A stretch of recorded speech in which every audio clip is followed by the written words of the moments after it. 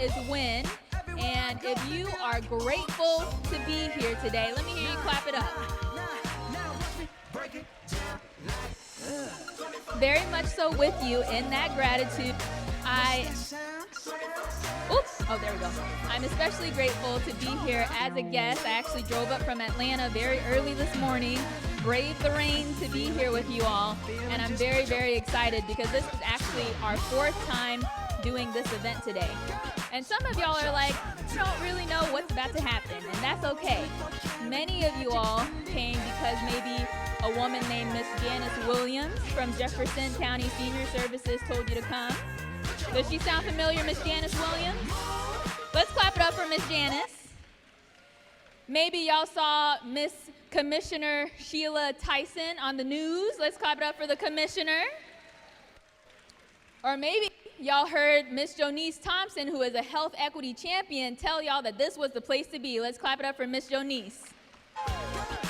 We actually have these ladies here today, and Miss Jonice is actually going to come to the stage and share a quick welcome message for us, okay? Let's clap it up for Miss Jonice.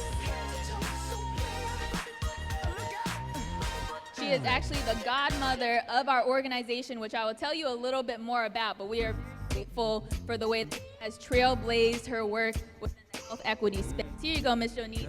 Good morning, good morning.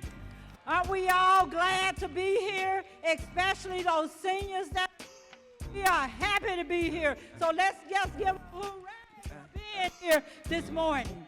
I am so excited that you all are here.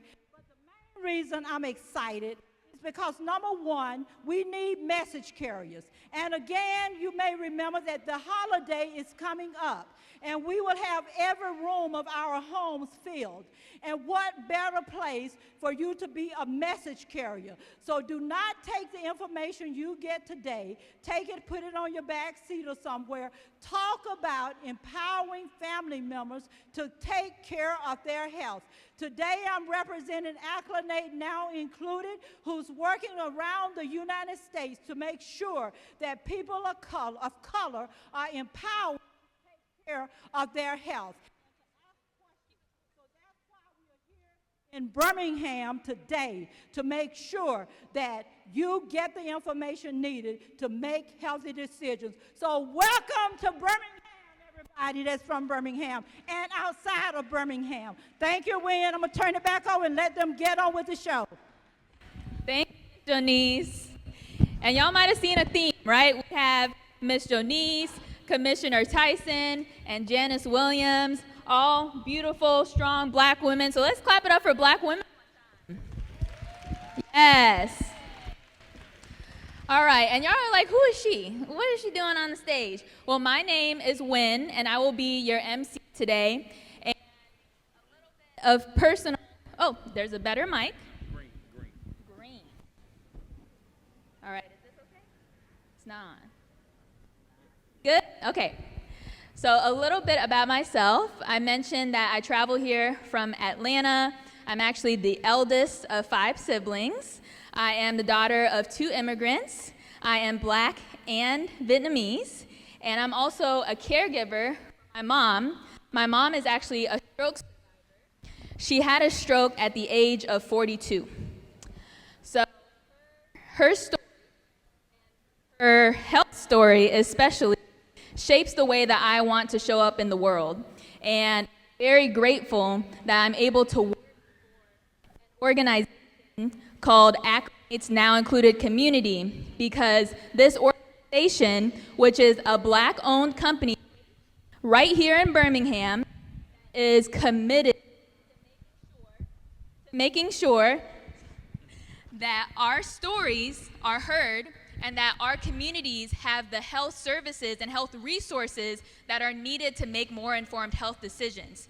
So that's the goal today. This event is intended to be a resource to everyone in this room.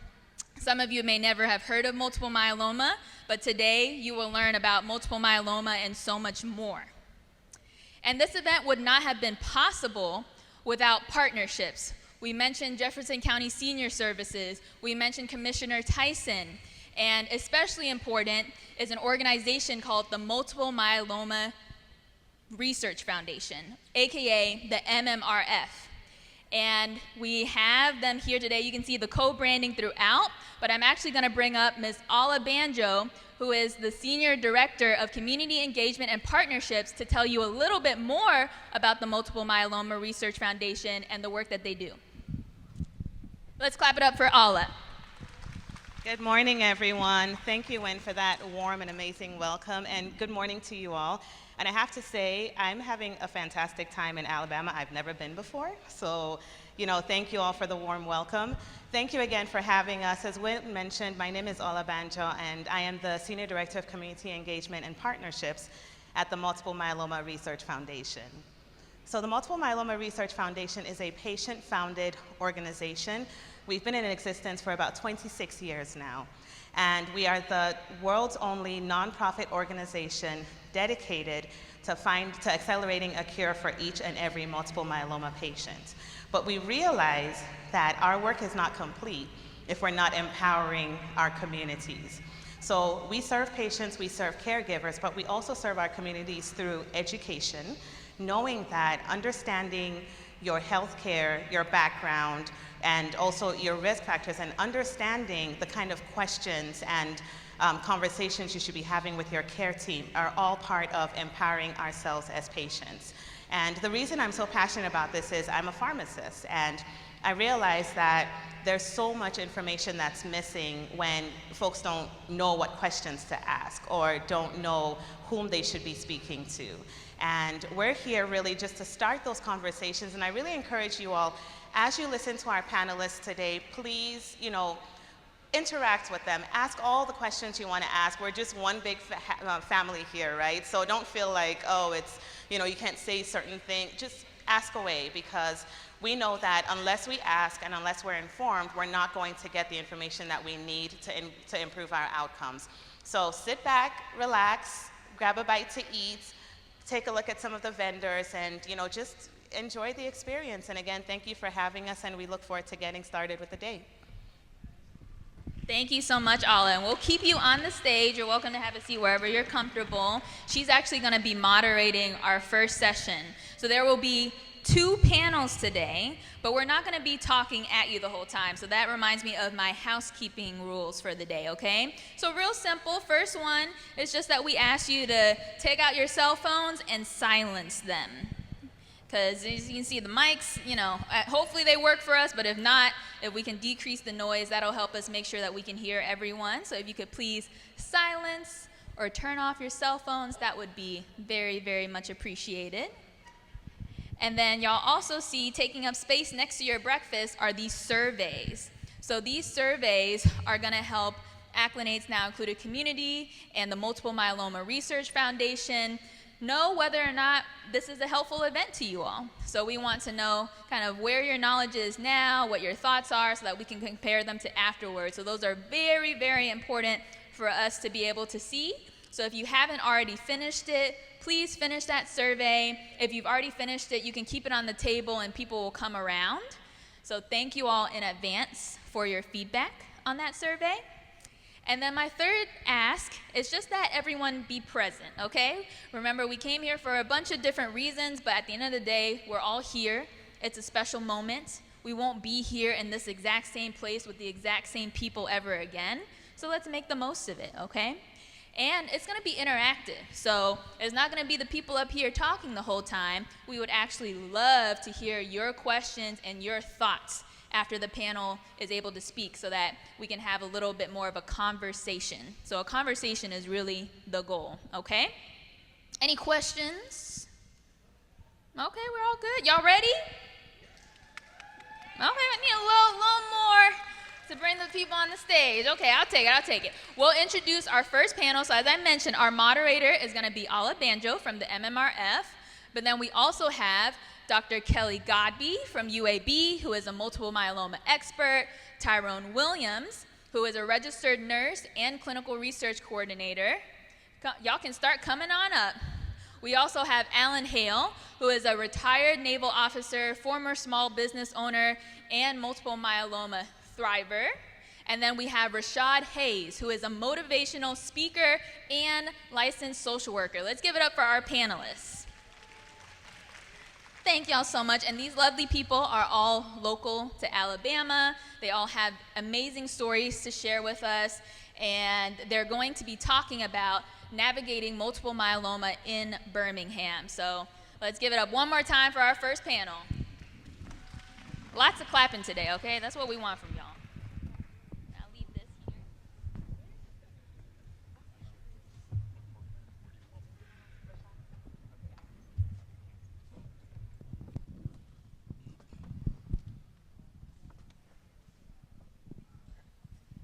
All right, well, thank you, Wynn, for that amazing welcome. And I'd just like to welcome our panelists today.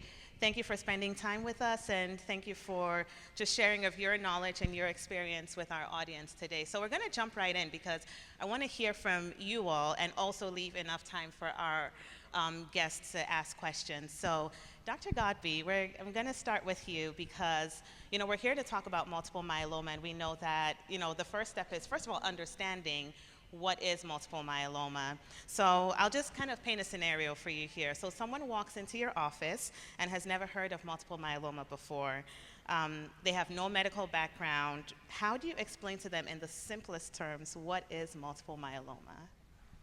I think that it's challenging to explain bone marrow cancers to patients in general because it's not as intuitive as, for instance, saying somebody has breast cancer or lung cancer. That's easier to understand.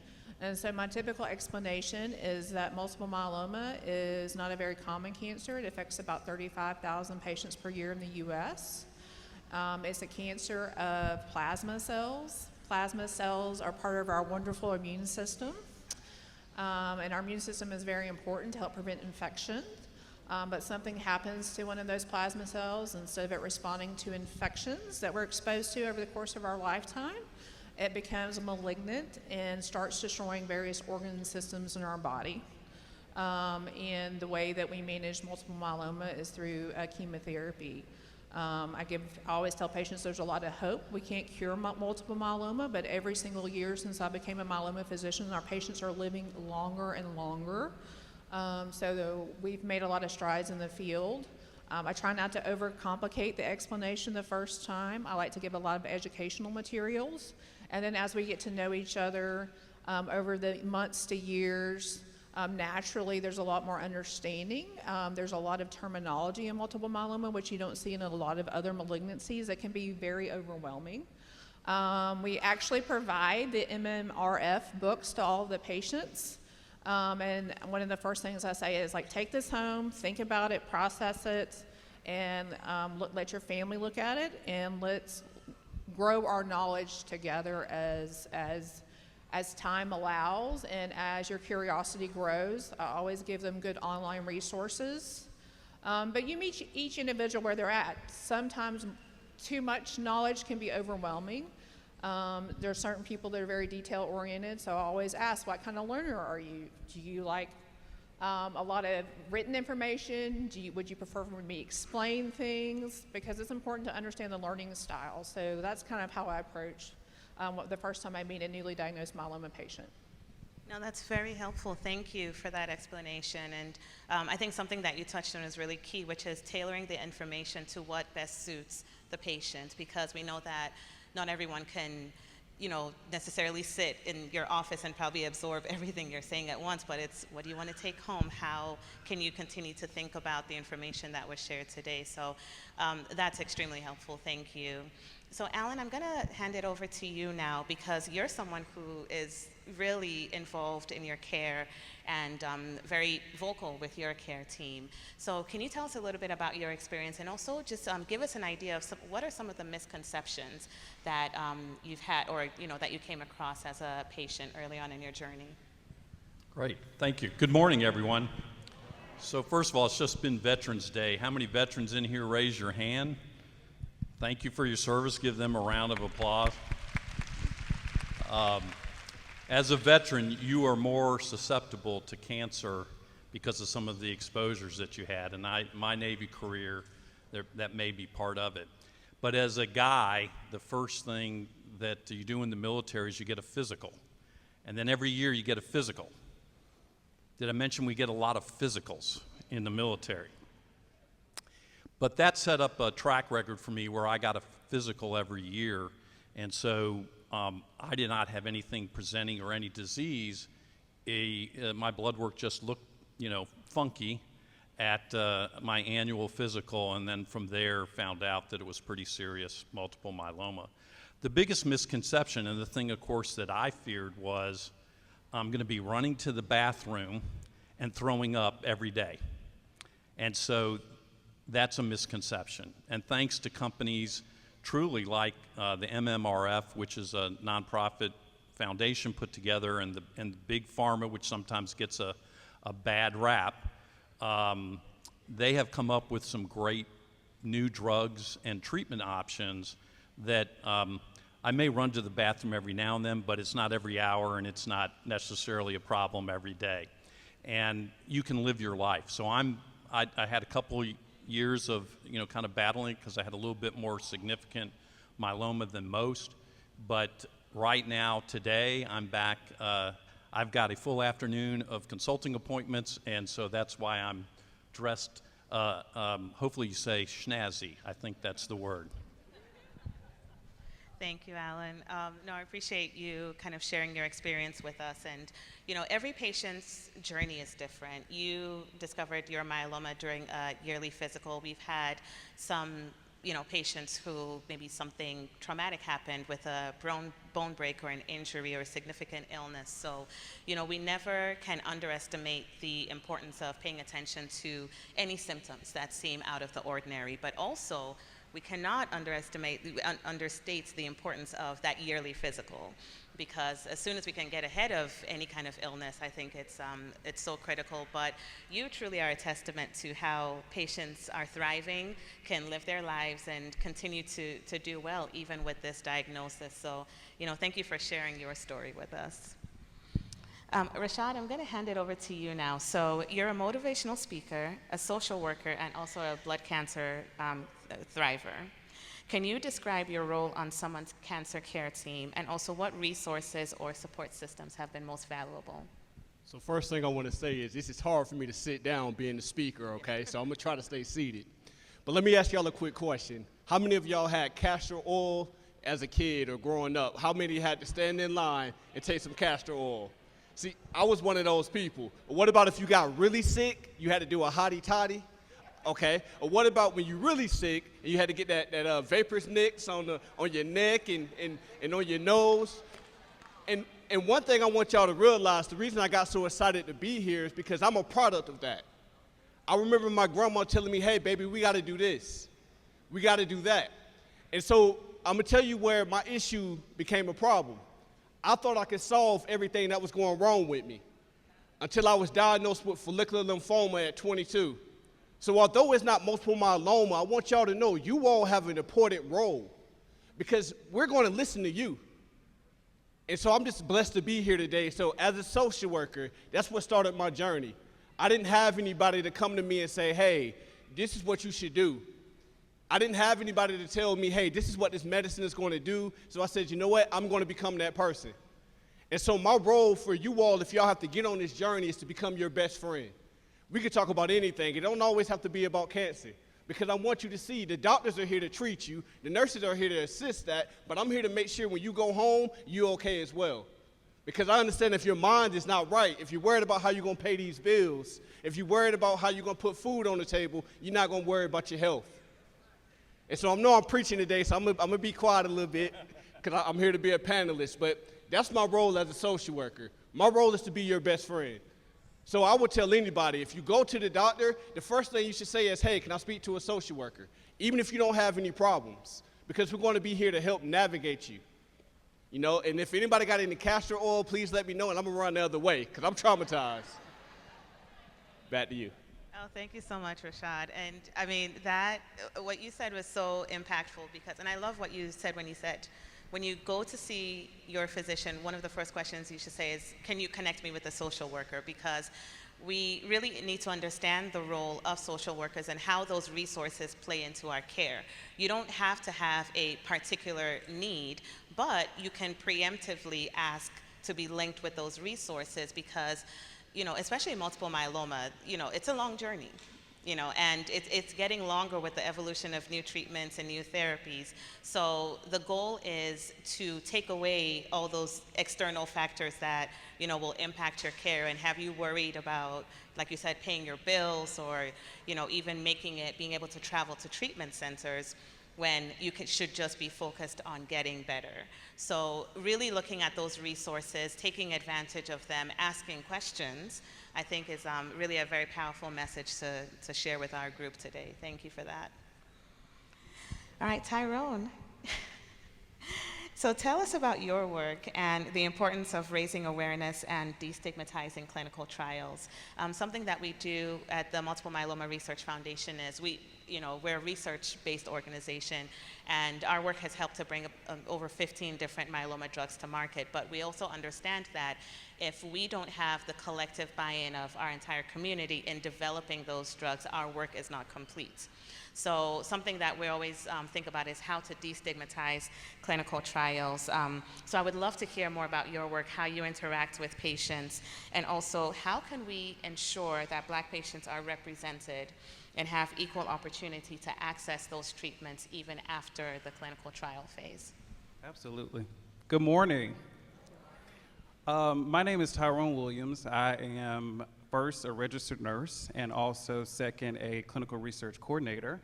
I get the pleasure of working with Dr. Godby many times throughout the week. And what my role in research is, I have a chance to help patients navigate through what a clinical trial is, right? So you just heard Dr. Godby give all of the wonderful medical explanation of what multiple myeloma is, but my role really comes into play at the very beginning. And so that process starts at the informed consent, right? So we all know when you hear the word clinical research, we hear and we know what has happened to Black individuals in the past, right? So we understand that there is fear, we understand that there's mistrust in the healthcare system and also in our government. So my role is to explain as much as I can from a nurse perspective to make sure that patients understand what labs are being collected, what happens to their blood work after it leaves the hospital, how many times they have to come in. And fortunately, I've been able to work with many patients for many months and many years. For me, cancer is something that is very personal. I found out that my aunt recently got diagnosed with multiple myeloma. In 2020, my dad died from cancer. And unfortunately, in August, one of my sisters passed away from cancer. So when it comes to spreading awareness, for me, it really takes on a different light. My goal is to make sure that with all of my patients, they trust me, they feel they can relate to me, they feel they can ask me questions, because I've been in many patients' rooms where they've said things to me, but not necessarily have said things to Dr. Godby, right? Because doctors come in and they ask 1,000,001 questions, and you say yes, no, yes, no, yes, no, yes, no. But I can recall, and I'll say, hey, Dr. Godby, this patient said that they were having this nausea that didn't stop for 3 weeks. I think they're a little nervous about telling you because they don't want to come off of treatment, but I think this is something that we need to take a look into. So my journey is really just to help ensure that patients feel comfortable and that when they see me, they know they can trust me, and that they can tell that what I'm doing is really what I enjoy doing and I'm not just doing it for a paycheck. When it comes to stigmatizing clinical trials, I think that some of the things that we're doing today are a great start, right? And many times, I think Dr. Godby spoke about this earlier, you meet patients where they are. So when you think about the Black experience, where are we on Sundays? Church. Where are we on Wednesdays? Church. All right, and Saturdays we may be at some football games, but a lot of times you'll catch people at the recreation center, the community center, and so you really have to go into those places and really have just regular conversations like this, right? Like, what is multiple myeloma? How did I get it? Am I gonna live?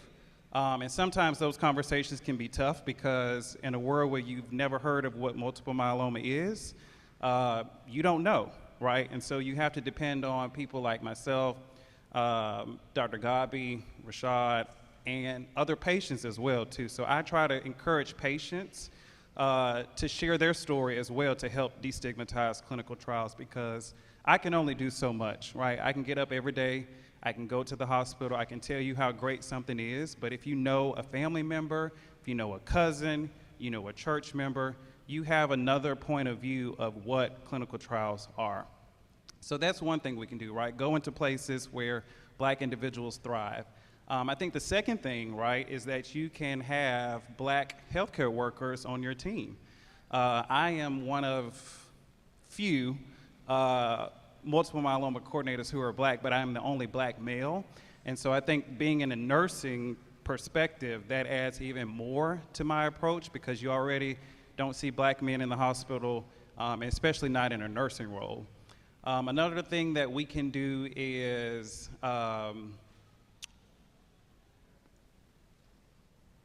have open conversations with vendors. I think that when we have an opportunity to talk to clinical research companies, we can tell them what participants are going through, what hurdles they are facing.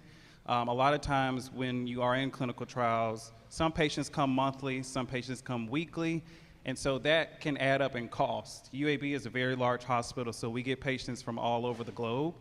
And so with clinical research companies helping with simple costs like food, gas reimbursement, hotel reimbursement, that really helps people, because people have to get up and go to work, and then having a diagnosis is just one more thing that they have to worry about. So I think between those things, and of course doing things like what we're doing today, is to have open dialogue, is going to make a great start for multiple myeloma. Thank you so much, Tyrone, I'm sorry. Thank you, Tyrone, for that information. I'm going to go off script a little bit here. If you can hold on to your mic. I'm going to go off script a little bit and just ask you another question, which is just in your conversation with patients and maybe even their families, what is maybe the biggest misconception about clinical trials that you tend to hear, and how do you address it in your role as a clinical research coordinator? So I think the biggest misconception is one that I spoke to earlier, right? That things are being done without patients' consent. So the biggest thing that they want to know is, where's my blood going, who has access to it, and what happens after the clinical trial is over. And so luckily now things are watched, they're closely regulated, and I like to say that clinical research patients often have more eyes on them than someone who just goes to the hospital or goes to the doctor once or twice a year.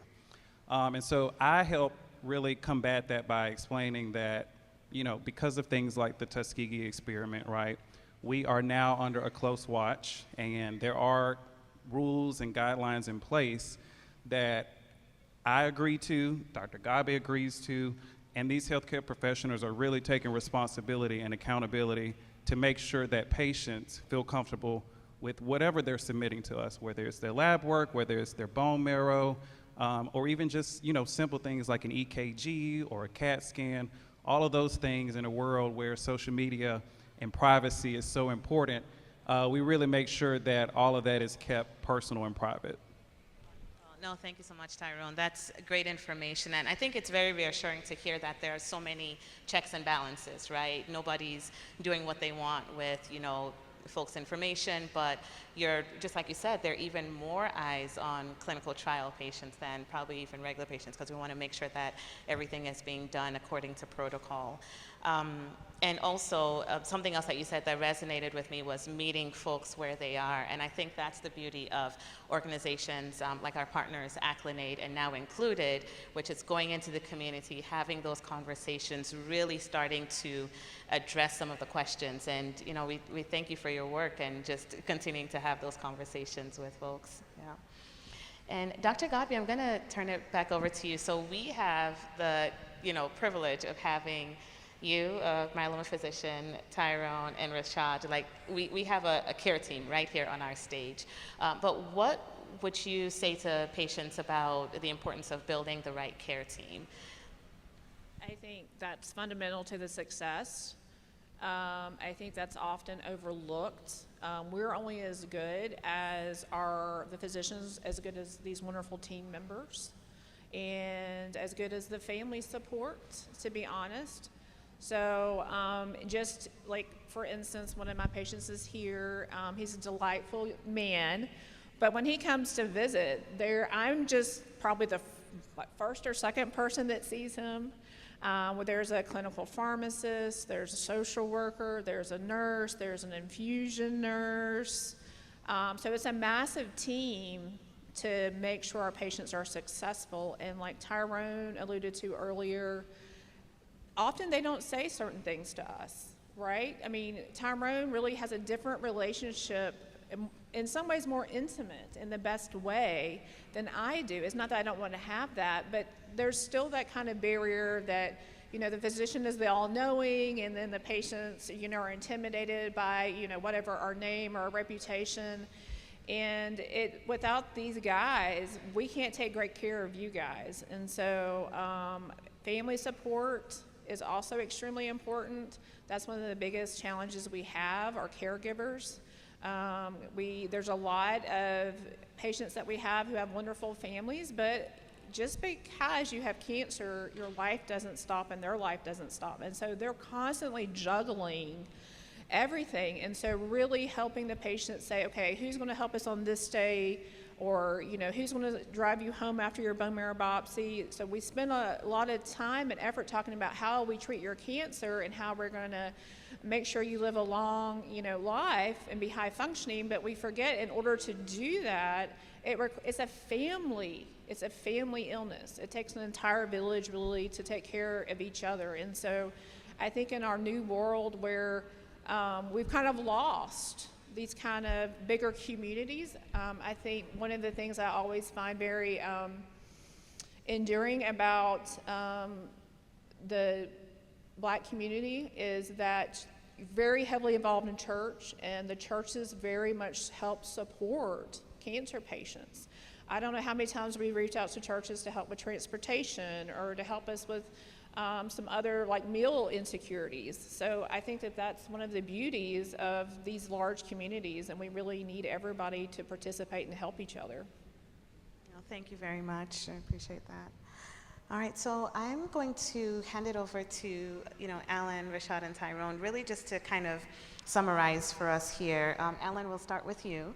So what would you say is the single most important step that an individual, or even, I would say even their caregivers, can take to position themselves to manage multiple myeloma long term? Well, I'd answer with a couple of things, but to tag on to what Dr. Gabi said, I've been married 43 years, God bless her, especially with multiple myeloma where you're on steroids and maybe you're a little bit edgy in the way you deal with things. So the caregiver for all those folks, whether it's cancer or you know, severe diabetic or heart conditions, whatever, if you're a caregiver, that's the toughest role. You know, like I said, God gave me a great wife, thank goodness, and she stuck through 43 years, and particularly the last 3 or 4 with multiple myeloma. But get a physical. I had no apparent symptoms. I had a little bit of fatigue. I was traveling all over the country doing some consulting work and didn't really, you know, have anything and missed my physical. And so I'm pretty good about doing that, again, because of the military background. So I scheduled it a couple months later, and we always did the blood work first. And he said, you know, your blood work looks a little weird, and can you come in and get some more blood work? And then they laid 28 vials next to me to draw the blood. And I said, why don't I just give a pint and you can just pour it in? Because he said, well, it doesn't work that way. We got to draw it. And I was like, great. So I knew something was up. Let's put it that way. And I think the other thing is you're here today, whether you have a family member that's had cancer or whether you are fearful you might get cancer. Education. Ala was really kind in saying that I've educated myself, but I have. And you know, I'm very attuned to what drugs they're using and how they're managing my disease. So again, whether it's cancer, heart surgery, whatever you have going on, educate yourself. No, you're not the doctor, you're not a nurse, but you can help yourself in your ongoing treatment with that. And I'm very blessed that I've had a great team, and certainly here at UAB has a fantastic reputation, and just appreciate being with you guys today. Thank you, Alan. Rashad? So let me ask y'all a quick question. Have y'all played Bid Whiz, or what about spades, right? And so when we're at the table, you got a partner. Your partner don't know what's in your hand, but they're here, we're trying to win the game. And your medical team is that same way. I don't know what's in your hands, so you have to know how to communicate that with me, right? So that means you may come talk to the social worker may go to the nurse may go to the doctor, and now we're all working collectively to help each other, right? And so I always tell people, your greatest resource, and I'm gonna say it again, I'm a little biased, but it's a social worker, because we have the time dedicated to you to figure out, hey, how can we help you? And so whenever you think about health, just think about playing spades, right? Think about that partner across you. And we don't want to renege, okay? So we want to make sure we collect these books. And as we're playing this game, we're working together because we all want to win. We all want to make sure our loved ones can take care of their health. And so that's what I will tell you. No matter it's cancer, no matter what it is, always ask to speak to a social worker, because that person is going to be right beside you. And I will tell you a secret, and I'm going to tell you this. You don't have to be married to your medical team. If you don't feel comfortable, don't be afraid to advocate for yourself. Because I'll tell you, out of my journey, I had 8 different oncologists. Because for me, I wanted someone that spoke to me and not at me. Because this is my fight. And so my thing I want to tell you is, have people that are willing to fight with you, and I promise you, we will get through whatever we have to get through together, okay? You're hired. He's so passionate, and it's so crazy. For the past, I would say probably 2 months, we've been running into each other in the hospital like more frequently than we ever have over the last 2 years. And he was like, who would have known that it was because of this? Like, we had no idea that we were going to be here doing this today. But I think the most important thing that a patient can do on their multiple myeloma journey, and it sounds so cliche, y'all, but honestly, please go to your visits, right? I know that getting up in the morning is a thing of its within itself, right? Some days, and my grandmother, she would just walk around and she would always say, Lord have mercy, just Lord have mercy. I'm so tired, Lord have mercy. And so as I got older, I'm like, well, what could she have been tired from? So outside of being 80, right, and getting old, I came to learn that often patients like to self-diagnose themselves, right? So instead of saying, oh, I've been in pain for a year, and I'm gonna go talk to my doctor about what's going on, they just say, oh, it's this, oh, it's this, oh, it'll get better after some time. And so for me, I think that the first thing, right, is trust, and I think we've all talked about trust up here today. And if you can't trust your care team, you need to trust yourself. Trust yourself every day when you get up that you want to live and you deserve to live, right? So when you get up in the morning and you're like, oh, I got to make it to the doctor at 9 o'clock. For some people, that is a privilege, and they look forward to going to the doctor every Sunday or not every Sunday, sorry. Every Monday. Dr. Gabe has clinic on Monday. But honestly and truly, you have to make a choice every day that you are going to live and you are going to be the best that you can with whatever you have going on. So I think that's the most important piece. Thank you so much, Tyrone. Could I add one thing? Because it just, his thought. It's faith and positivity are both shown to be great extenders of your life. Whether it's a diagnosis that's only, you've got a year or so, if your faith and you stay as a positive person, you will do better. No question about it. So I just know that, faith's been brought up a bunch of times, and I can tell you, I've leaned on God a lot for some peace about the diagnosis, and He gave it to me. So you all, thank you again. Well, thank you. Let's give a round of applause for our wonderful panelists. And thank you all so much for sharing with us. I think this was just fantastic information.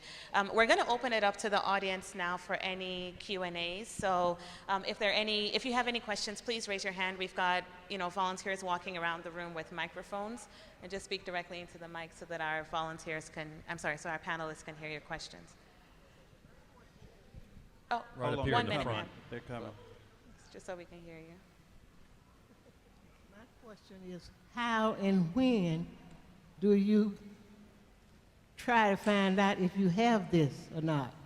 Maybe it's already been said, but I missed it. When do you get it, and how do you get it, and how you find out that you have it? So I guess that's me. Is it working? Okay. So that's a great question. There's not typically routine screening tests for a lot of the blood cancers, for instance. So there's not like an annual mammogram that you think of breast cancer or your colonoscopy every 10 years. It really, more and more we're seeing patients who are seeing their primary care doctor and they're having specific symptoms that are concerning, like severe fatigue or anemia, severe bone pain, and then the physician sends a lab panel off, and there's some concerns, and then based off those labs, he'll typically ask a patient to come back, and they'll send off a panel called the M protein or the M spike, and that's a lot of times, more and more commonly, how patients are entering our clinics because of some very specific symptoms their primary care doctor are identified. And then from that point on, they checked that lab test and then made a referral to us. Other disease specialties are getting more familiar with MGUS and multiple myeloma. MGUS is the precursor state where you just have the bad protein, but it's not adversely affecting you in any way yet, which is a very common condition. So often osteoporosis doctors are sending patients our way because they found it, or the kidney doctor. So more and more as the community of physicians is becoming more aware of this particular cancer, they're checking these kind of screening labs. I will say that the precursor condition is very common. About 5 million Americans have the MGUS or the M protein precursor condition, but only 1% of patients with that condition ever go on to get the cancer process. So you look at like 5 million with MGUS, and about 35,000 of those patients per year will go on to actually develop a cancer related to it. So if you are 50 years old, 3% of you guys will have MGUS. If you get to 70, it becomes about 5%, and 10% about 80%. So having the precursor condition is very common. And so one of the things they're looking at across the world, and especially Iceland, is should we start screening patients for MGUS to hopefully help identify myeloma patients earlier? And then if we identify patients earlier, can we be more impactful in preventing myeloma or actually curing myeloma? So that's a great question, and I think more and more we're trying to kind of balance the risk and benefits of having a condition that you don't necessarily do anything about with the MGUS versus finding patients that may potentially be those that go on to develop myeloma. We don't want to cause a lot of worry and anxiety in a medical condition like MGUS that you don't necessarily do any intervention about.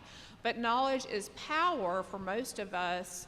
And so the Iceland study, it nicely illustrated that patients, by and large, even if they were found to have the precursor condition, were grateful to know that they had a condition. And so meaning the anxiety of having a precursor condition didn't offset their wanting to know about the condition. Can I add to that?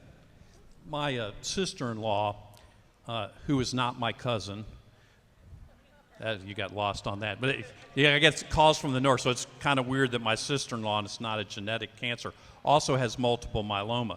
She had bone pain. So to specifically answer, she had bone pain. I had nothing.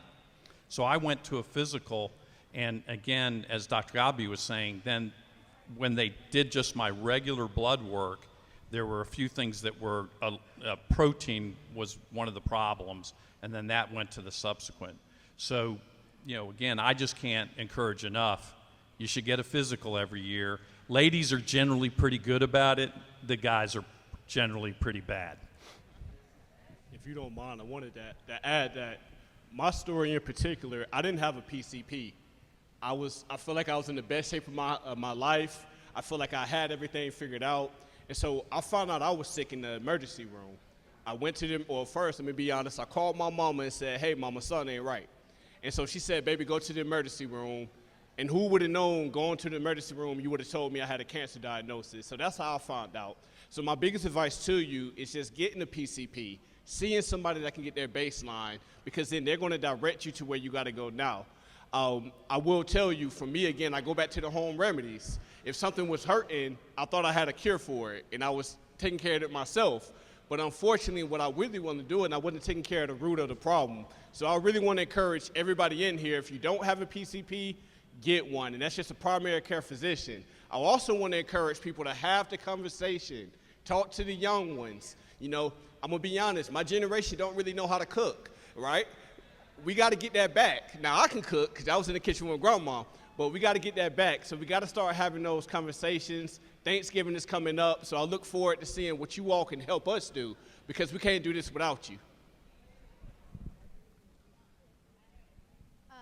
Hello. I'm a multiple myeloma survivor of 10 years. As of yesterday, I had I was given back my cells. I had a transplant.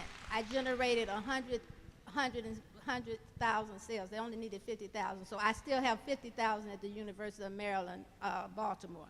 Now, when you said the test, I was dealing with a husband with dementia, so I kind of forgot to take my physical. But when I took it, my doctor called me. I was in the car, and the nurse said, the doctor says there's something with your blood, and we need you to see this doctor. I'm like, okay. She said, did you hear me? And I was just wondering, because I had physicals with him before, but he must have didn't do that test. But when he did that test, like you said, the one that determined my M spikes, that it was so high.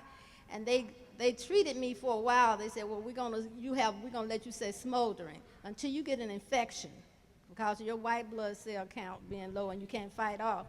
We're gonna assume that you're like some people in Virginia.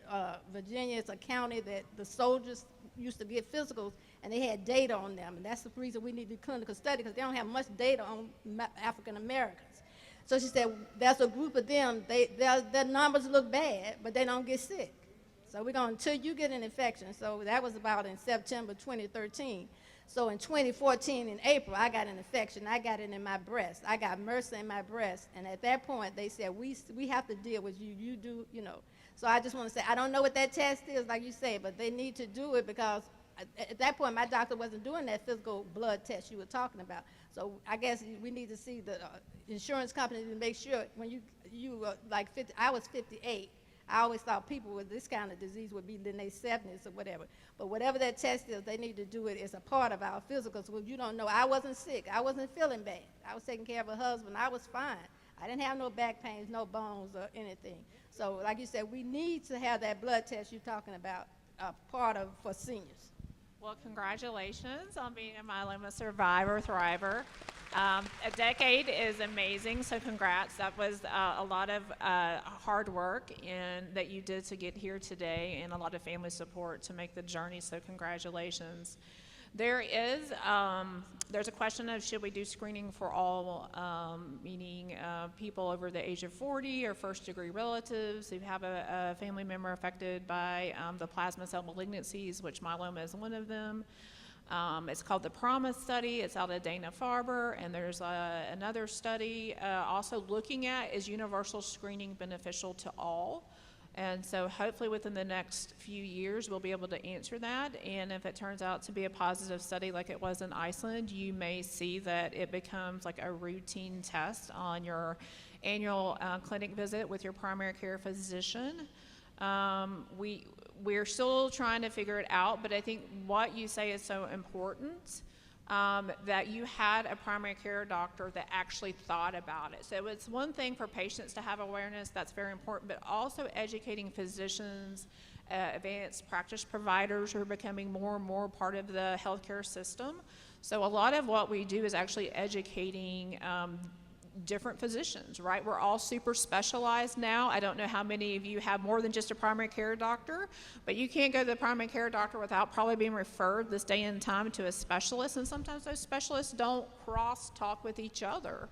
And so, and then with the electronic medical record, it's helped, but still, you knowing your own history and you knowing your own story, making sure those doctors are talking to each other and bringing awareness to the physicians. There's no reason why a patient who is well educated about their history or from this event today can't go to any physician and say, hey, I went to a myeloma symposium, I have a family history, should I have one of my loved ones tested, or is that a reasonable thing to do? Or these are the red flags for myeloma, like anemia, having a low red blood count, bone pain. Unfortunately, as we all get older, we get bone pain, right? It's called arthritis, but if it seems disproportionate, your bone pain to somebody who's of equal age to you, that's a red flag.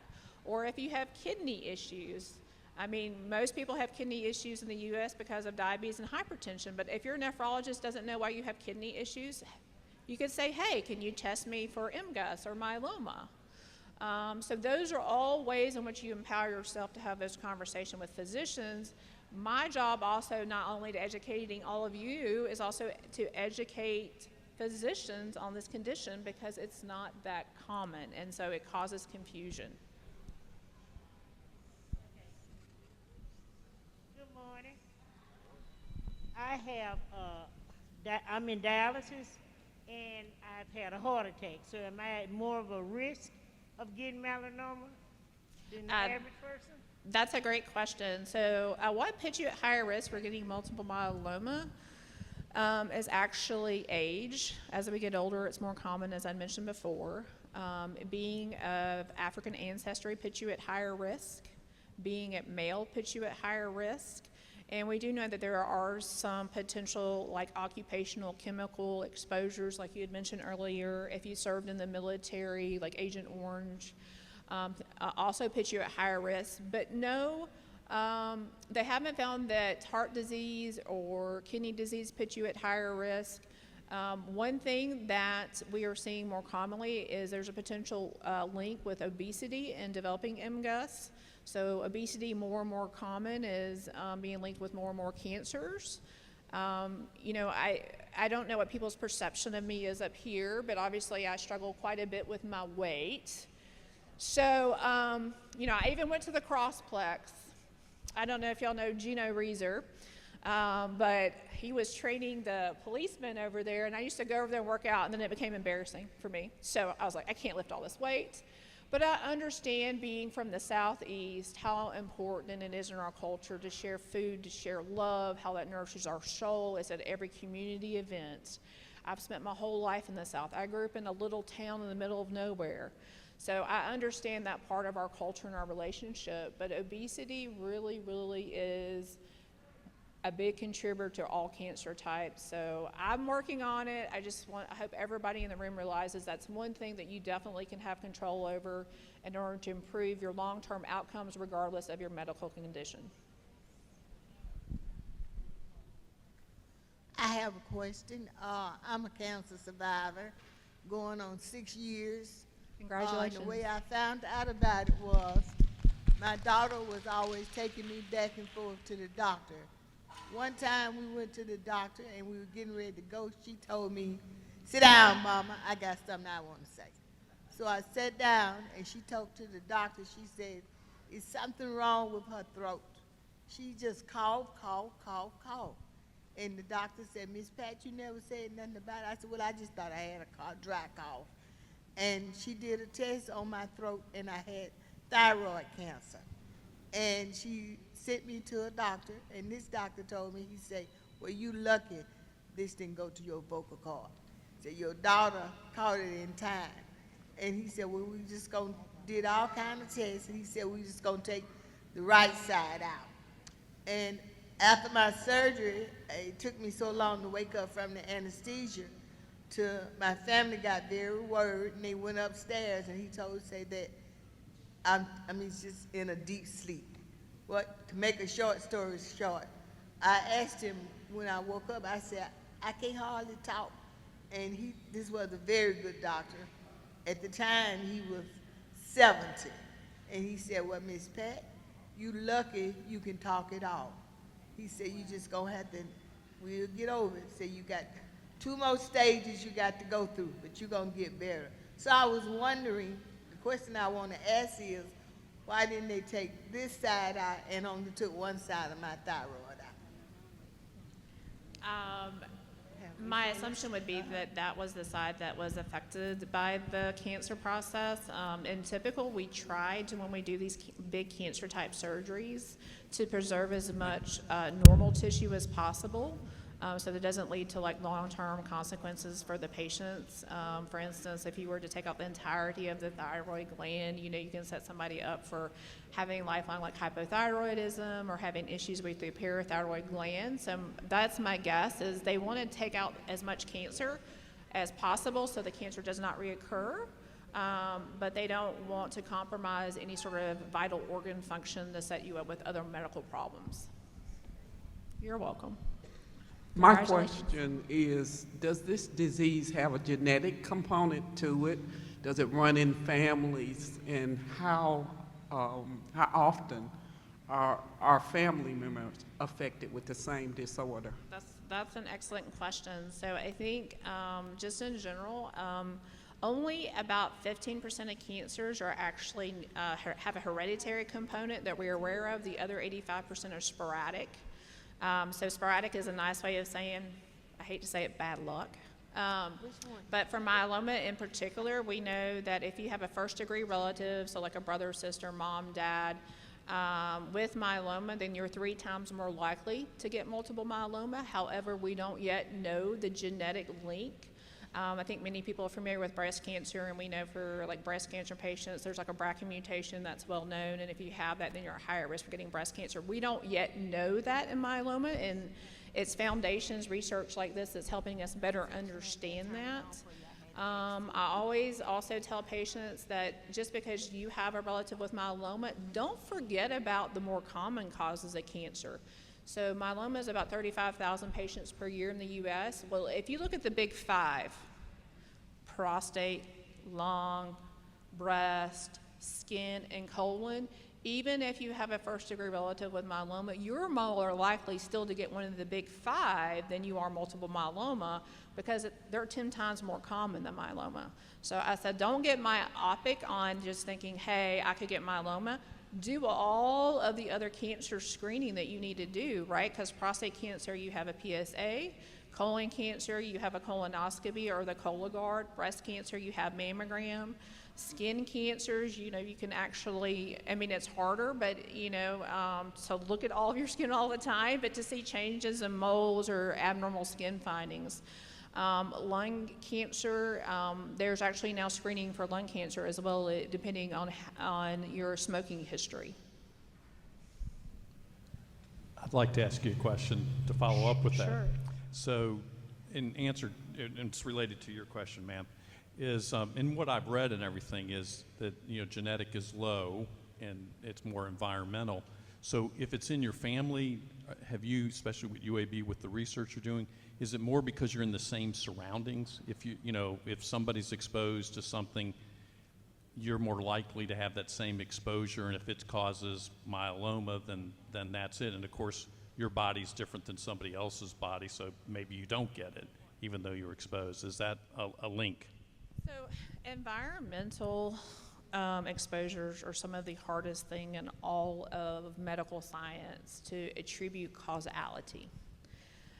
So they're very hard because a certain exposure for one individual may not be significant enough to cause them any long-term medical sequelae, where a little exposure for another individual can cause serious sequelae. So we're all a little bit different.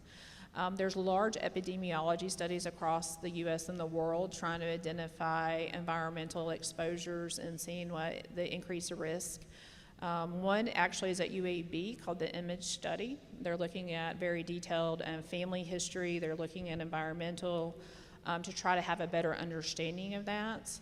I think the way I think about wanting to know why something happens to me is very much a human condition. And we want to reduce it to one thing as the cause, But as most things in life, it's not usually just one thing, it's a series of things that have occurred, both in our body, both in the environment, that have allowed this to occur. And more we're realizing the power of the immune system in cancer surveillance and how critical it is in preventing the development of cancer. So, to be determined, but I think the why is not always a straightforward answer, and simply often we do not know. Okay, thank you for that. So we have about 5 minutes left, so I think maybe one, maybe two questions. Now, I would like to know if it's chemical related. I know 2 Vietnam veterans, and it didn't affect them until they got into their mid to late 70s. They developed multiple myeloma, and they didn't live very long. So is it the chemical reaction that they had from the war? Just to clarify the question, so wondering to know if it was the chemical exposure that they had in service that led to the multiple myeloma? Is that what you're at? I'm sorry. Yes. So we do know, and this is a very oversimplification, but this is the way I think about it.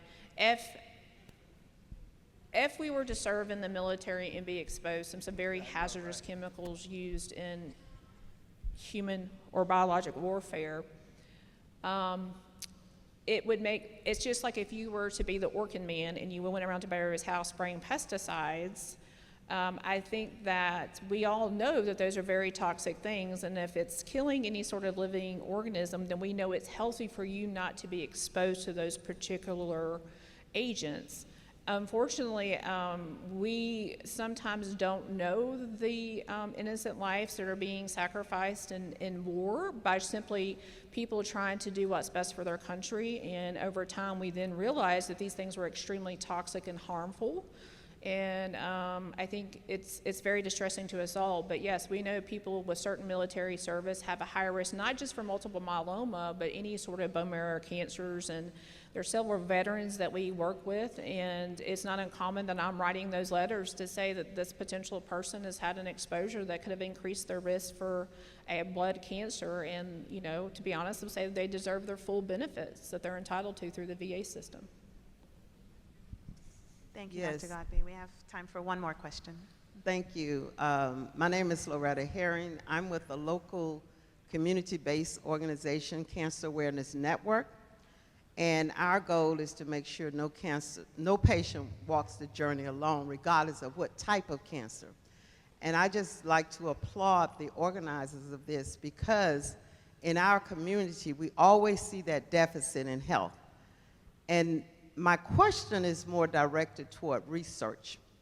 And I asked the question because I work with some researchers throughout the nation, and one of the things that they continue to say, we don't have enough African Americans in the study to get a good diagnosis or prognosis of if this treatment works for that community. And I look around this room today and I see all of these African American women, men of color.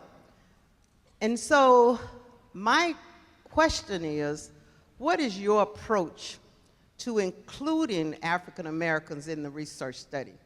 Do you try to do it at the back end, or do you do it at the front end? And I say that because working with NIH, they're trying to make sure they have people of color on panels when they start the research program. When you write it up, when that PI write up that research project, are you including us on the front end, or are you just trying to get the data on the back end?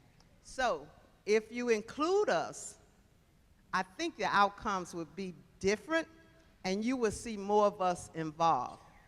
It used to be that we didn't get involved because of the mistrust, but now I'm hearing we don't get involved because we're not asked.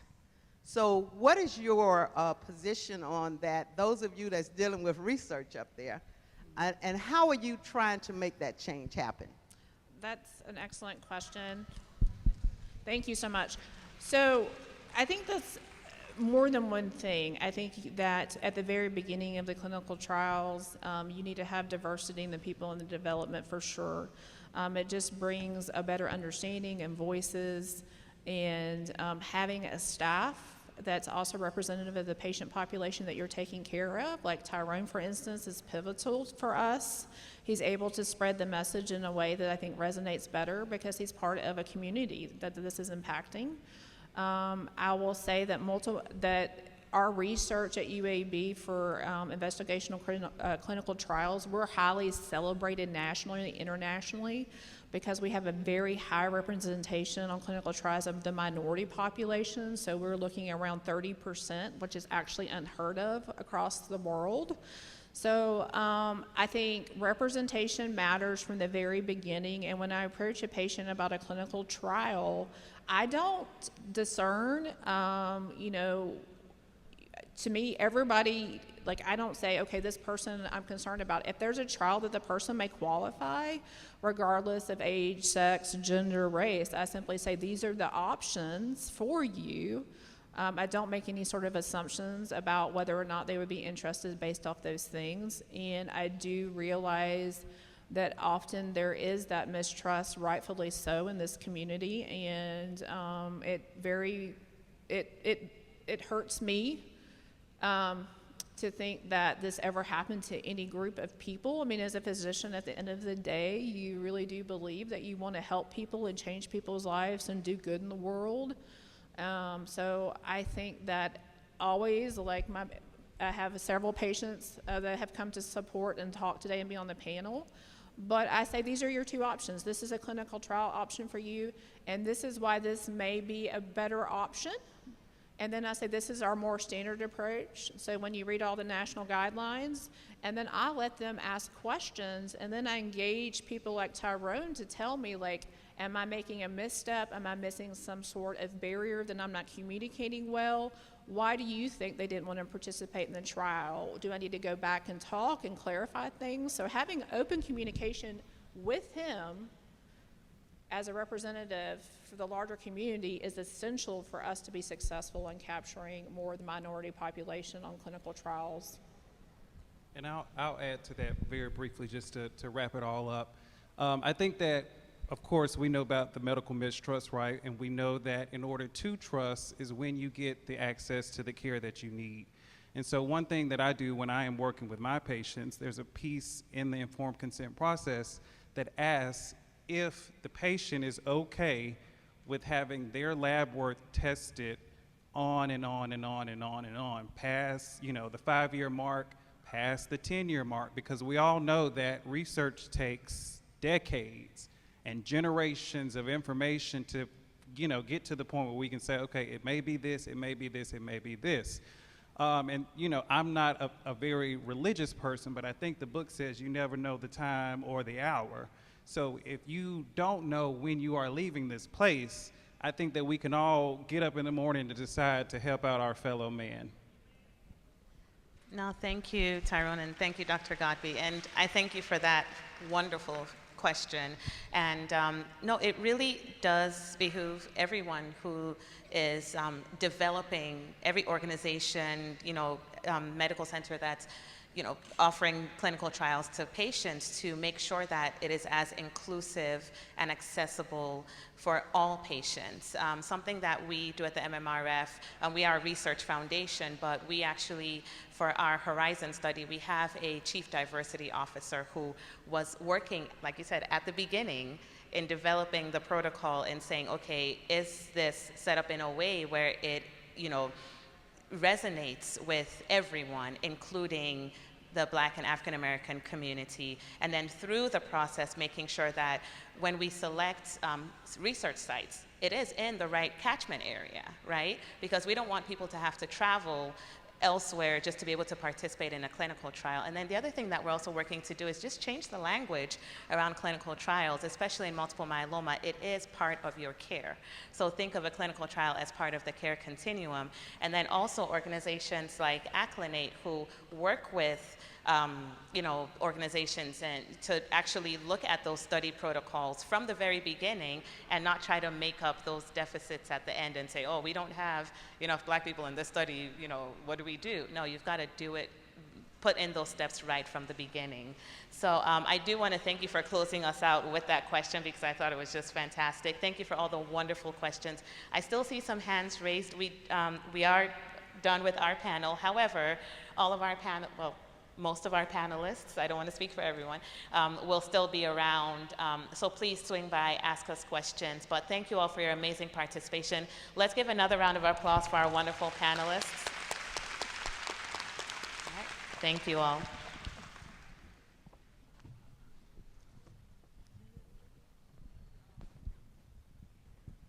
And how about you give it up to yourselves for the amazing questions, for your attention, and again for being here, because y'all could really be anywhere else today, but y'all decided to be present, to learn something, to be in community with one another. And there are a lot of gems here, but I heard get your physical. I heard the importance of leaning on our communities, whether that be at the church, at the senior centers, in our neighborhood.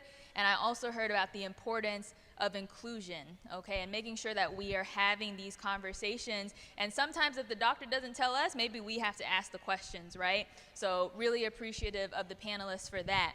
And earlier I mentioned a bunch of our partners, including UAB, and we actually had a very important physician who couldn't be here in person, but he recorded a quick 1-minute message for us that he wanted to make sure that we were able to play for you all. So we'll go ahead and play that message from Dr. Sleckman.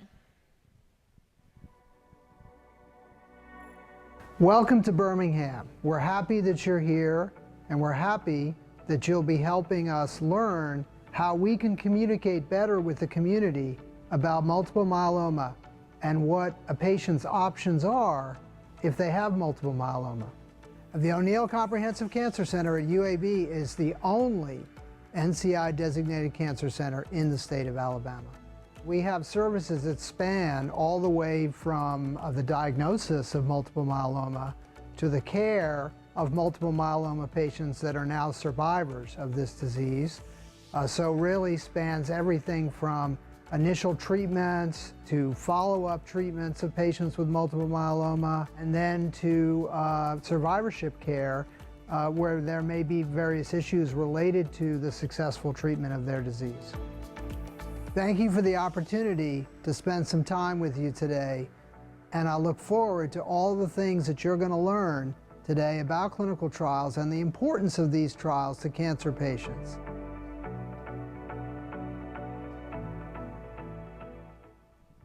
All right, thank you, Dr. Sleckman. And with Dr. Sleckman's message, I also have two guests that are here in person. So I mentioned earlier that I work for Accolades Now Included Community. We help to co-host this event. And Accolades Now Included Community, we are all about making sure that people have the resources and information and community and opportunities to share stories so that we can make more informed health decisions. And we are able to do that because of a vision that came about by two people. We have two co-founders, both of which are here. You'll be able to hear from both of them. But first, I'm going to introduce to you our co-founder and Chief Executive Officer, Dr. Dell Smith. Please clap it up for Dr. Dell. Appreciate it. Good morning. That was a pretty okay response.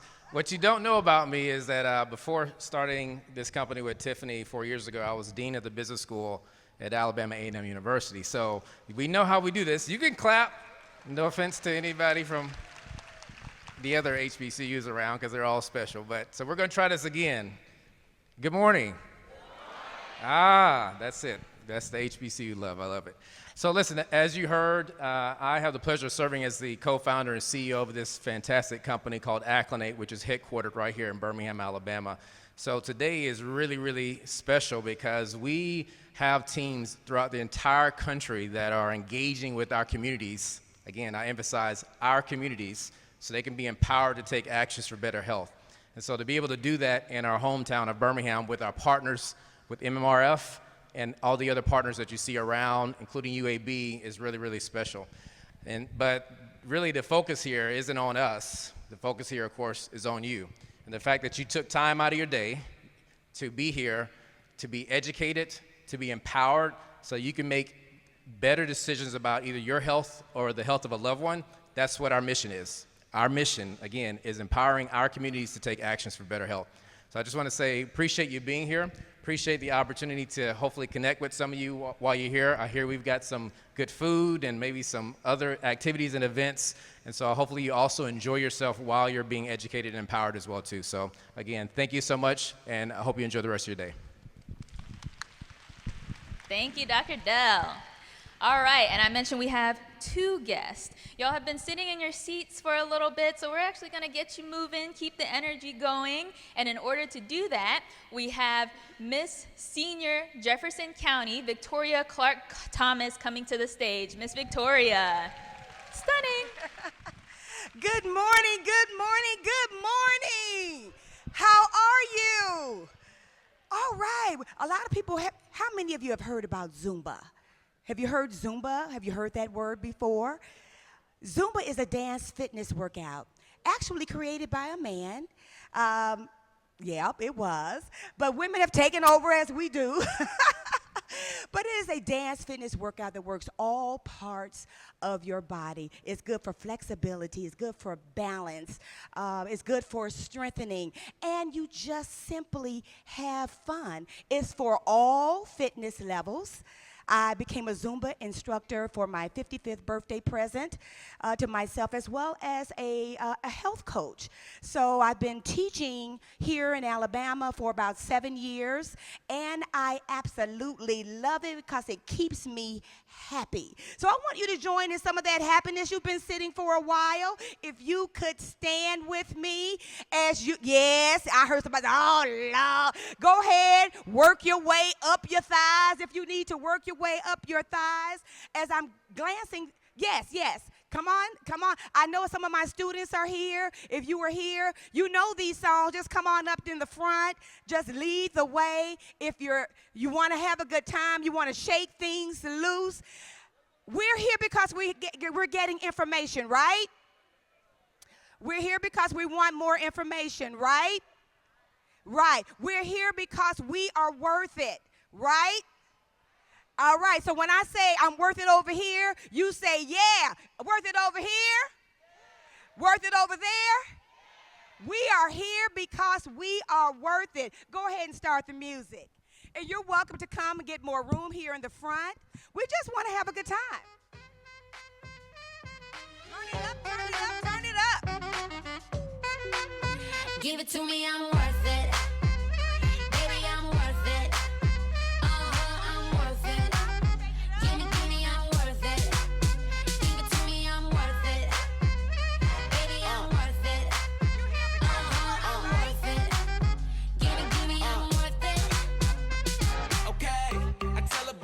Like she loves some. Bring it back like she loves some. In the club with the lights off, but you acting shy for.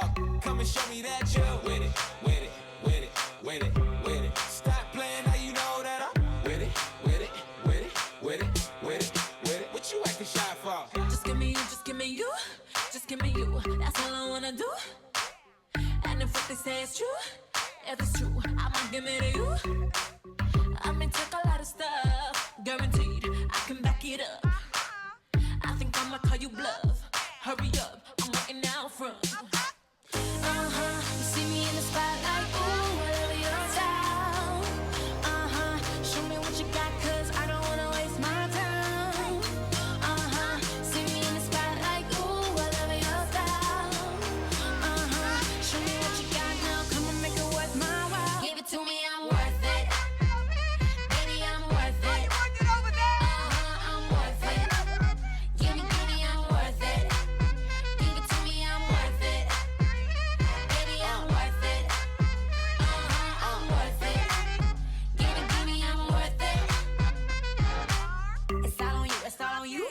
It's all on you, so what you wanna do?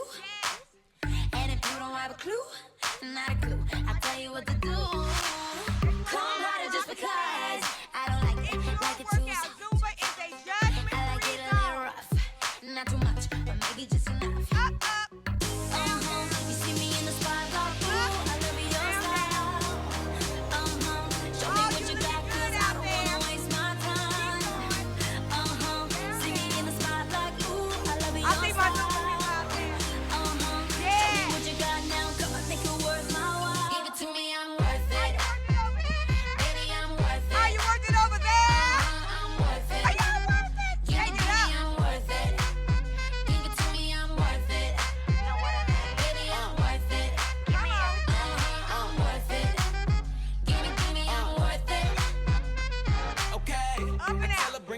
like she loves some. Bring it back like she loves some. In the club with the lights off, but you acting shy for. Come and show me that you're with it, with it, with it, with it, with it. Stop playing, now you know that I'm with it, with it, with it, with it, with it, with it. What you acting shy for? You see me in the spotlight. Got it. You looking good out there. I feel my happy What you got, 'cause I don't wanna waste my time. See me in the spotlight, ooh, I love your style. Show me what you got now, come on, make it worth my while. Give it to me, I'm worth it. Baby, I'm worth it. over there. I'm worth it. Give it to me, I'm worth it. Give it to me, I'm worth it. Baby, I'm worth it. I'm worth it. Take it up. Give it to me, I'm worth it. Give it to me, I'm worth it. Put your hands together if you know you're worth it. Yes, we are here because we are indeed worth it. We are representing women who have reached the age of elegance. And when I think of elegance, I'm looking across the room. I do want to recognize Miss Super Senior. Miss Rosia Underwood is here. She's waving her hand over there. Miss Loretta Hearing, Miss Senior Jefferson County 2022-2023. She's right over here. Give these ladies a round of applause. Thank you so much for being here. And we're not done. We got one more. That's called a microwave sit. You had a microwave sit. You're going to pop back up again because it's time to get loud, and it's okay. Even though we're representing ladies of elegance, it's okay to get loud every now and again, right? Because elegance is an attitude. It's an attitude, and we're here to have a good time. I always say that you don't get old because you age. You get old because you stop doing the things that keep you young. So we're going to keep on moving as we should. Go ahead, let's get loud. You can sit in your seat if you want. I saw you all over there shaking it over there. But I want you to stand. Come on, stand. Come on, come on. This is the last one. This is the last one. That's not my song.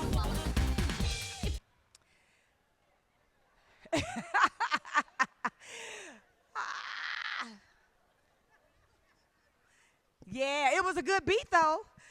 But my Zumba student said, wait a minute, that's not it. You know, I want to give a testimony right now because we talk about that, and I just absolutely love my classes, and I always say that Zumba Fitness is a ministry for me. I call her Angel. Her name is Angelica. I want you to wave your hand. I want you to wave your hand. Wave your hand. Yeah. This lady right here started my class on a cane. I'm going to tell you about it. Give me a minute because I'm going to tell this story. That's the song. That's it right there. She started the class on the cane. Now she's up here in the front row dancing without her cane, doing the grapevine left and right, and she says, Miss V, it's the Zumba. She asked me if it would help, and I told her, absolutely. Just come. Work at your own pace. You can do it. Don't concentrate on the pain. Concentrate on having fun. Smile. Have a good time. There she is, right there. No cane, dancing, smiling. God is good, and I thank him for Zumba. Let's get loud. You ready? Hey, hey, hey, hey, hey, hey, hey.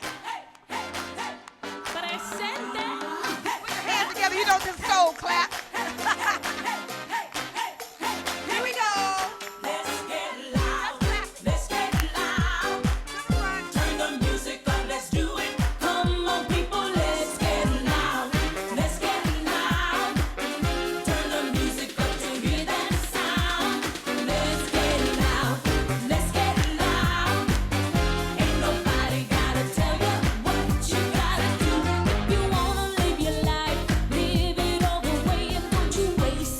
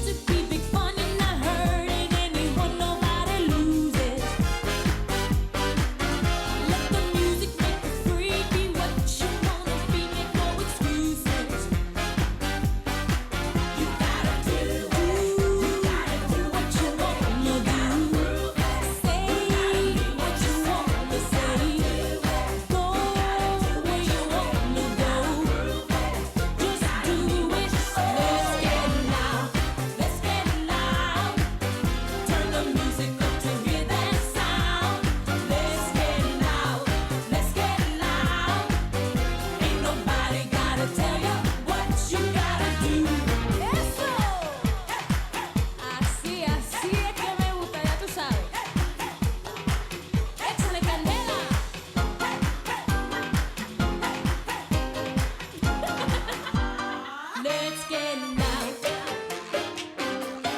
Let's get loud. Let's get loud.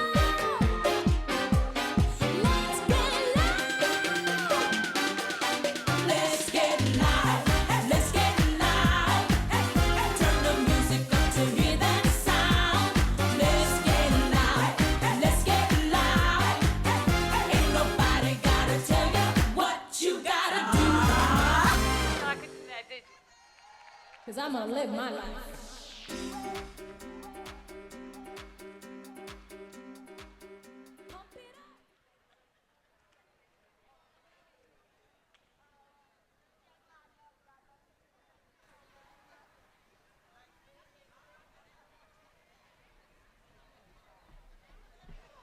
All right, team, give yourselves and Miss Senior Jefferson County a round of applause. That was amazing. I was about to break a sweat. Almost forgot my job. Had to run back up here. Thank you, everyone, again, for your energy. We're going to do a couple of things now, okay? So we got those tables or those forms still on your table. Those are still important, so we have volunteers that will help a couple of people who mentioned they need a little help filling out those forms. Those folks will be coming around.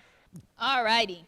And y'all excuse me. Y'all see I've been up here without notes the entire time, but now that it's time for me to moderate, I might cheat just a little bit. But this last and final panel, second and final panel, is going to be about multiple myeloma thrivers. We like to call these folks thrivers as opposed to patients, and their caregivers. And this panel is near and dear to my heart because if you weren't here at the beginning, I shared that I myself am actually a caregiver for my mother. She doesn't have multiple myeloma, but she had a stroke. So I empathize a lot with the experiences of caregivers and their relationship with thrivers who are navigating certain difficult conditions. And I'm joined by a lovely panel of folks here that have various relations and experiences. But next to me is Laura Joyner, who is a pharmacist at UAB. We also have Ms. Deidre Jones, who I have her bio in front of me. She is a support group leader of the Central Multiple Myeloma Group in Birmingham. She's a patient advocate for the Leukemia Lymphoma Foundation, and she is also a 2-time cancer survivor. And she is joined by Ms. Cynthia Robinson, who is a caregiver and support for Ms. Deidre. And then we also have Ms. Debra Williams-Walker, who is a caregiver for Greg, and she is also a logistics manager at Coca-Cola. And then we also have Gregory Walker, who is also a retired Navy officer and multiple myeloma thriver. All right, so first question here, we have it for Deidre and Greg, okay? So y'all gotta be patient with me with Debra and Deidre on the stage. But Deidre and Gregory, when you first received the diagnosis, could you describe a little bit about your experience? And today we've talked a lot about specifically our community's experience in the healthcare system. So you feel free to speak to a little bit about what it was like navigating the diagnosis while also being Black in the healthcare system. Okay, I'll go first. Okay, my story of being diagnosed was kind of strange, if everybody could think of it that way. Bring it real close. I was admitted into the hospital for congestive heart failure. And upon discharge, my physician spoke with my daughter. And at the time, my daughter was doing a rotation in the oncology department at one of the local hospitals where she's located. She's not here in Birmingham. She's in Maryland. So upon discussing my blood work with her, she suggested that they test me for multiple myeloma. Well, the first thing that came out of my mouth was, we're not claiming cancer here. But upon discharge, I had a bone marrow biopsy done, and then it was discovered then that I did have multiple myeloma. But had it not been for her suggesting to my physician to have me tested for it, I would have never known. So my journey started in 2015, being diagnosed with it. I've had been under about 4 different clinical trials. And when it comes to clinical trials, a lot of people don't want to do them because they feel as if they're being used as a guinea pig to test out the drugs. That's not the case. These drugs that the physicians put you on is to help to mask some of the symptoms that you are experiencing with multiple myeloma. And had it not been for those drugs, again, I would not be here. I have been in remission with it since March of this year, and I'm going into my 8th month of being in remission for multiple myeloma. So my journey has not been a real, easy one. There have been times where I've been hospitalized for over 2 weeks and coming out and having to restart to learn how to do everything back over again. And when I say that, I mean learning how to feed yourself, learning how to bathe yourself, learning how to walk again, learning how to talk again. Also, if it has not been for caregivers like my sister and my other family members, I wouldn't have made it. Because a lot of people being diagnosed with cancer, they give up. They think that that's the end, that there's nothing else to your life but the cancer. I have a saying that I used when I had my support group: cancer has me, but I don't have cancer. And what that means is that I don't let the cancer control my life, I take control of the cancer. So with anything that you're going on with in your life, whether it be blood pressure, diabetes, heart disease, whatever, don't let that dictate your life. Go on and live. Go on and see those grandkids. Go on and get together for those Thanksgiving holidays, those Christmas holidays. Go ahead and travel, because your life has not ended. And the only way it's going to end is if you let it end. So that's my story. Thank you, Ms. Deidre. And Gregory, we would love to hear about your experience too. Good afternoon, everyone. My name is Greg Walker. My journey began in March of 2020, right before COVID. I found out I had multiple myeloma by breaking a rib. So I battled with my dad for 4 years with cancer. He had throat cancer. So when I first got sick, my wife, she joked about it. We've been married now 5 years, but we've been together 15. We got 6 kids together, so she joked and said, "You married me to die." I told her I didn't know. The VA treated me for almost 20 years for arthritis, and I had multiple myeloma. So 2020, being 6'6", your wife, she say she 5'5", she 5 foot even. Having a short crutch and a tall crutch, but this is my best friend. I ain't the easiest guy to get along with, by far. I don't like people to do stuff for me. I'm too independent, but I had to learn how to do it. So for about the first, say 4 months, I couldn't drive. I couldn't take care of myself. So asking for help, that's not me. But I'm just like Deidre. I don't have cancer, cancer has me. I can do all things. So this is my second go around with multiple myeloma. I went in remission from 2021 to my 2-year mark. Last October, I was put back in the hospital for 2 weeks to start a new clinical drug. By all means, these drugs are great. Don't look at it like that. It saved my life. But if it was me, I'd have went right back to the VA. She wouldn't let me. So the lady that, the doctor that saved my life and found my cancer, Dr. Spermuli, she's retired now. She saved her own life with cancer. So I'm grateful for her. I'm grateful for all my family, all my care team, Dr. Godby, Tyrone. I'm the guy they were talking about. I'm that patient. But I look forward to hopefully what we say today helps everyone like it helped me. That's my journey.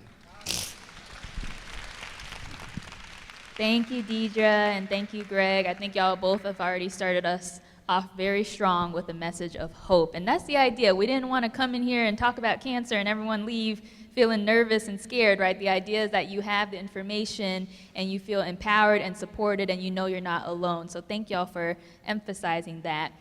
And we, of course, want to hear from the caregivers. So Cynthia and Debra would love to hear from you, from your perspective, how did the diagnosis of multiple myeloma affect your families, and what adjustments did you have to make? Okay. I moved in with my sister in 2015, and I had to leave my house. I had 2 kids. And I was like, how am I going to get here? I've been living there since 1996. And all those years of collecting all kind of stuff, what am I going to do? I can't just put it on the street. But I found a way. God found a way for me to get out of there and get to live with her. And I had all my stuff there, but eventually got that taken care of. And then had the roof caved in on the bedroom, had to get that fixed. But thank God I was there with Dee Dee to go through all her struggles. And she's really like a person that you don't really help, do anything for. She knows all kinds of medications. She's always been like that. She's been like a nurse. You can ask her about any kind of medication, she knows it. But as far as going to the hospital with her, going to her meetings, helping her get back and forth, even times when she could drive, I was driving sometimes, but going to the hospital with her, and it's just like being a friend sister, a caretaker sister. I was there and glad to do it. So it was just, sometimes she has a little attitude, and then sometimes I say, maybe I just give her all this to find me another house. But sometimes you're gonna go through those things as a caregiver. You have to kind of file yourself back and say, well, she's gonna be all right, I'm gonna be all right. As long as she's all right, our family's all right. So, and she's also had in her younger years, she's had brain cancer. She didn't say anything about that, but she don't have to, but that was a struggle too. My dad was an alcoholic at the time. He stopped drinking. But she's been through a lot. She don't look like what she's been through. But long as she can stay strong, and I think in her weak times, always was strong. I know she was gonna make it. God was with her. He's with all of us. Thank you, Ms. Cynthia. And Ms. Debra? Well, so, how did it affect me? Being a caregiver, I knew nothing about being a caregiver. I didn't know where to start, begin. I just knew it was a journey that I had to take on. Once you go from two people tackling everything together than having to do it by yourself.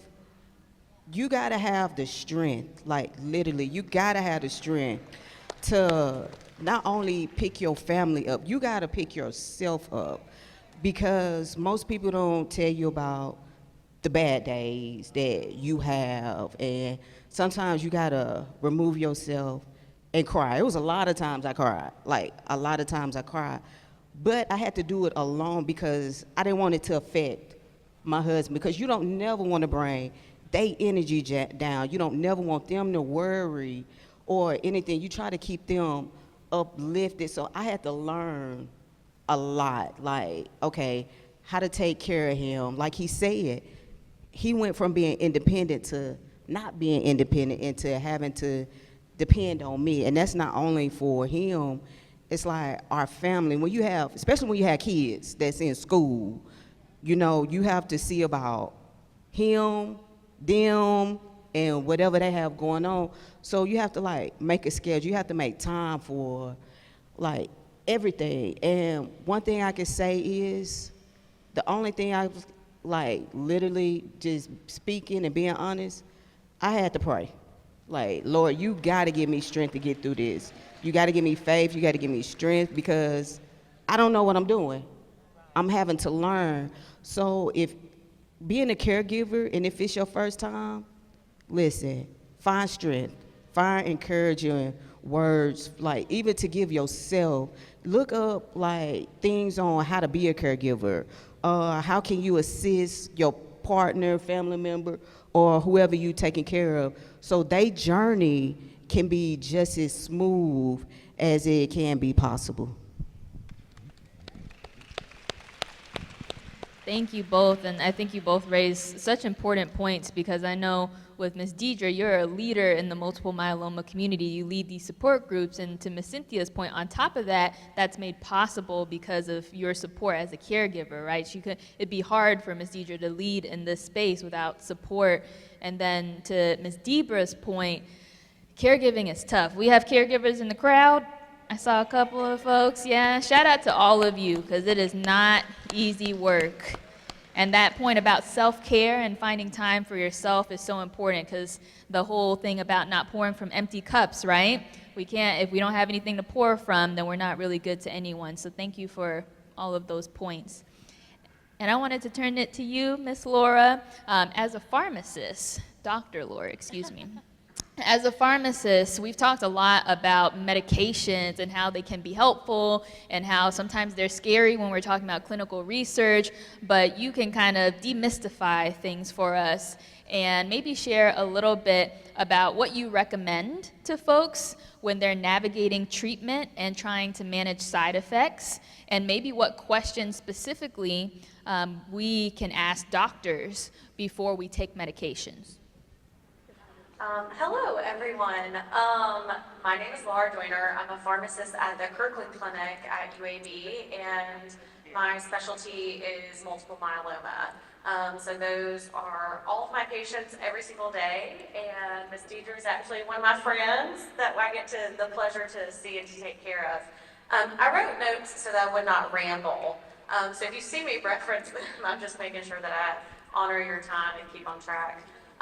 So the way that I view my job as a pharmacist, and hopefully you have a pharmacist in your family or in your community or someone that you are able to connect with that can do this job for you, is I essentially try to treat my job as a translator. So I am helping to translate the information that you are receiving from your medical team, from your physicians, nurse practitioners, from everybody around you into something that you can understand. And so there are a couple of things that I try to help patients go through when they're understanding their treatment about myeloma. And it can be really difficult to go to the doctor, have your visit, really with any disease state, it doesn't necessarily have to be myeloma, and feel empowered to interrupt your provider, say, please stop, I have a question, or interject and to advocate for yourself and ask. So I would first and foremost encourage you that they are there to take care of you. You are not necessarily on their time, they're on your time. It is your appointment for your health. And I would just encourage you to stop at any point you have a question, you have a concern, and feel empowered to really voice that question or voice that concern. At the end of the day, that care provider is there to take care of you because it's your well-being and your health. But as a pharmacist, I think the most important things that you can ask your care team are some of the who, what, where, when, and why questions. Why am I taking this? Oftentimes we forget to discuss with you how long you're supposed to be on a medication. Is it indefinite? Is it, until we reach a certain milestone? So I think we as care providers need to do a better job, but these are some of the questions that you can feel empowered to ask about any of your medications. Why am I taking this? And then the next question is, what is the goal? If we give you a medication, but we don't tell you what the goal is, how do you know if it's working for you? And so I want to really encourage you to feel like you can ask that, what are the steps for this? Do I just take this until I hopefully feel better? And it's my job as a pharmacist to give you that information. But should you not receive that at a visit, then that's a question that you can ask, the why. Side effects. I have the lovely privilege of discussing all the different scary things that can happen with really any medication that we take. What I try to do is bridge the gap between all of the numbers and all of the scary things that are reported by the drug companies and everything, and hopefully translate that into a real life and a real world setting based upon my expertise and my knowledge, but also based upon our experience with our patients from day to day. We try to listen to everyone's experience on a particular medication, and what I try to encourage everyone and empower you with is that just because it's not necessarily reported or we don't think that it is a common side effect, if you're having that experience and it is affecting your day-to-day, then it matters. And it is important to us. So even if it's something that maybe you think will be brushed aside, if it's bothersome to you and it matters to you, then it should matter to us. So if it's not something that you think is usual or common, still bring it up. So there are many different side effects with medications and treatment regimens, and especially in myeloma, it can be a very complicated treatment. Everything is given on a different schedule, a different timing. There's, something once a week, twice a day, once every 3 weeks. And so really utilize the pharmacist in front of you to help build you a calendar, make a list of medications, go through and ask, sit down with you and go through each medication, whether it's related to the diagnosis that you're being seen there or not. The majority of my job sometimes is just helping people with their blood pressure medications or their diabetes medications and making sure they have the information to take care of those other disease states as well. Here I am rambling, making sure that you have all the information that you need. And then I think what's really important is that there often tends to be a difficult strike of balance between your quality of life and the treatments that your care team has recommended for you.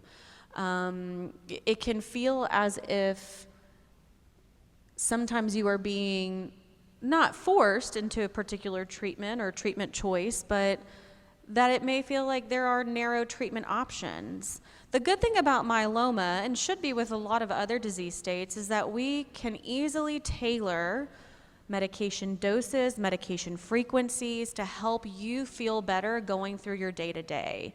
Because if we give you treatment that's controlling the cancer, but you don't have a good quality of life to enjoy the people around you and live your life, then what for? And so I think we as providers are trying to help you feel empowered to make that choice, because at the end of the day, it's your experience and it's your life. So I think my take home from this would just be that the pharmacist in front of you, even though they may not be specific to your particular disease state, or if it's just someone at your local pharmacy, is a wealth of knowledge and can help you. And I would really encourage you to use that person. And always feel free to interrupt any provider in front of you if you have questions, concerns, or you feel like you need more time to understand what they're telling you. Thank you, Dr. Laura. And I think your final point in terms of being empowered to interrupt and to ask those questions reminds me of something that was said on the first panel. It might have been by Rashad, in that your care team, you're not tied to them, right? So if there are people who give you pushback and a hard time for asking questions that are important to you, that might mean that we need a new provider in whatever context, right? So thank you for emphasizing that. And my next question was going to be for Deidre and Debra. So we talked a bit about medication. Some medications have gone through extensive testing. Some of them are still going through more testing, and that's through the process of clinical research, right?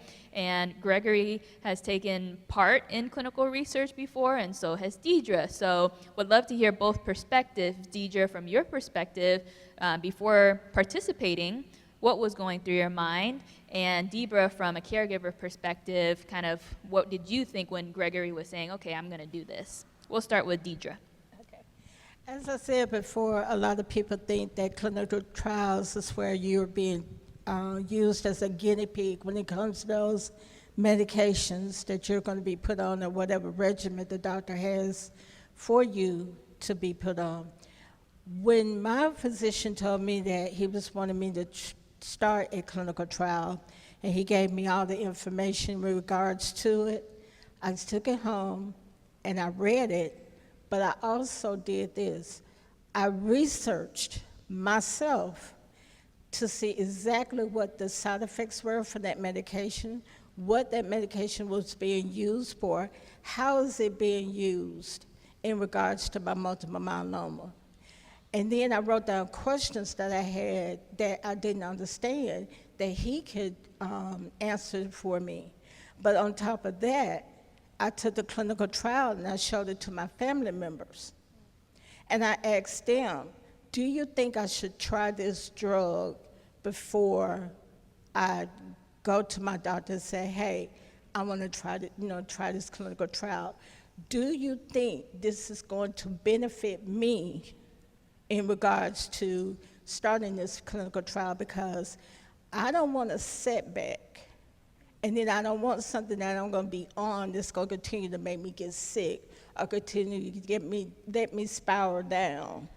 I want something that's going to help me to continue on in life.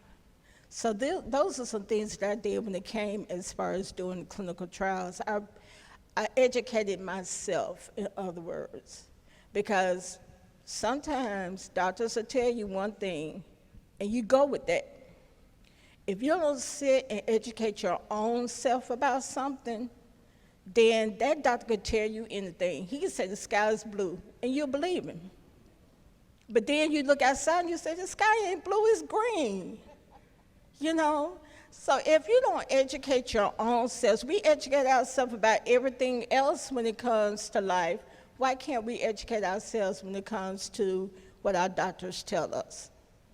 And take it from me, they may get upset if you tell them, well, I read this, that, and the third. Okay, but that ain't what's going to happen, you know? That's what is from a clinical standpoint, but that may not happen with you. So that's another thing that we need to do too. Don't take every symptom, well, not symptom, but don't take every side effect that you read to say, oh, they said, well, I'm going to have dizziness, I'm going to have headaches, you may not even experience that. Some people experience headaches, diarrhea, vomiting. Not every person that starts on that medication may experience that. So don't take that in consideration when you're starting medications. Every sign and symptom, it's not gonna affect you. It affects the people that they did the trial on, but not you. Okay. Thank you, Ms. Deidre. And Deborah, how'd you feel when Gregory was like, okay, I'm going to do this clinical trial? From a caretaker point of view, so when you go to the doctor, especially if it's your first time, and you listening to, well, we're going to do this and we're going to do that, we're going to give you booklets, because they give you all kind of booklets for you to look over, research, and with this man, sometimes he just, okay, no, we're not doing that. Sometimes you gotta like intervene, like we'll take it home, we'll look at it, we'll like research, like Miss Deidre said. It's all about researching. Sometimes you can't never go off what the doctor says, no disrespect to none of them, but you have to do whatever's best for your person you're taking care of. They have to do whatever's best for them, so you have to be like they guide as a caretaker. You can't just say, okay, we finna do this. No, we just have to sit back, look at everything, research, and take it from there. It's all about, like Ms. Deidre said, having knowledge. You know, in order for you to have knowledge, you gotta read. You can't just go off what this person said or what that person said, because the way they body act might not be the way yours act. And also, like, I'm grateful because while he was doing his chemo, he didn't have no side effects. You know, the only side effect he had was hiccups. And everybody might not have that side effect. So you have to do your own research. You have to do whatever's best for you, your body, your family, and see how, you know, it affects you as a whole. Always talk about it. Don't just read something and just like, okay, that's what we're gonna do. Like Ms. Deidre said, talk about it with whoever you're seeing about it. Talk about it with the nurse, talk about it with the doctor, and just take it from there. Above all things, the booklets, make sure you read them. If you don't understand, ask questions. Don't just go in there and not ask questions, but like, yeah, we're gonna do this. Always ask questions. That's like the number one thing. And above all, you gotta have patience. You know, patience is a big key. You know, if they tell you, take your time, take your time. Don't rush nothing. Thank you both so much. And I've learned a lot doing these. Oh, yeah, we can clap it up for the responses. I was just going to say, I've learned a lot from doing these events, and even just from this particular one. I did not know that having hiccups could be a side effect of cancer treatment. But more importantly, I think the takeaways from these two responses were just to make sure you do your research and take your time. And that process of clinical research and participating in clinical research is still something that you're the driver in, despite having a number of different experts around you. You're the expert in your experience. So that's very important. And Greg, I'm going to turn it back to you. You spoke to a little bit of this earlier, but would love to hear how you find strength and adapt as a multiple myeloma thriver. And I'll also ask you the same, Ms. Deidre, but we'll start with Greg. I had to pray a lot.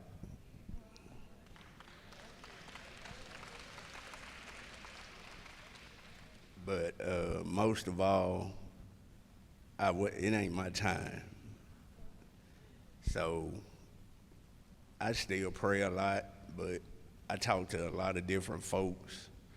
Like my wife said, everybody's body acts different. I've been in the infusion room and the people next to me having bad side effects, and I don't have a one.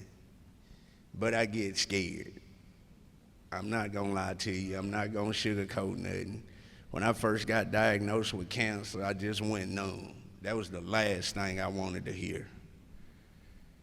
So I found out, and I was 47. I just turned 51 in October. So it's not over. My journey just beginning. I'm not tired yet, so. Thank you, Greg. As was stated earlier, I am a two-time cancer survivor. In 1993, I was diagnosed with a brain tumor on the left hemisphere of my brain. It affected the right side, which means that I had lost all feeling in my arm, in my legs, and the doctors at that time had told my family she's gonna be in a wheelchair for the rest of her life. You're gonna end up putting her in a nursing home, because you're not going to be able to take care of her. I proved them wrong. I was 31 years old when I was diagnosed with that tumor. I had the surgery. The doctor went in and removed it completely.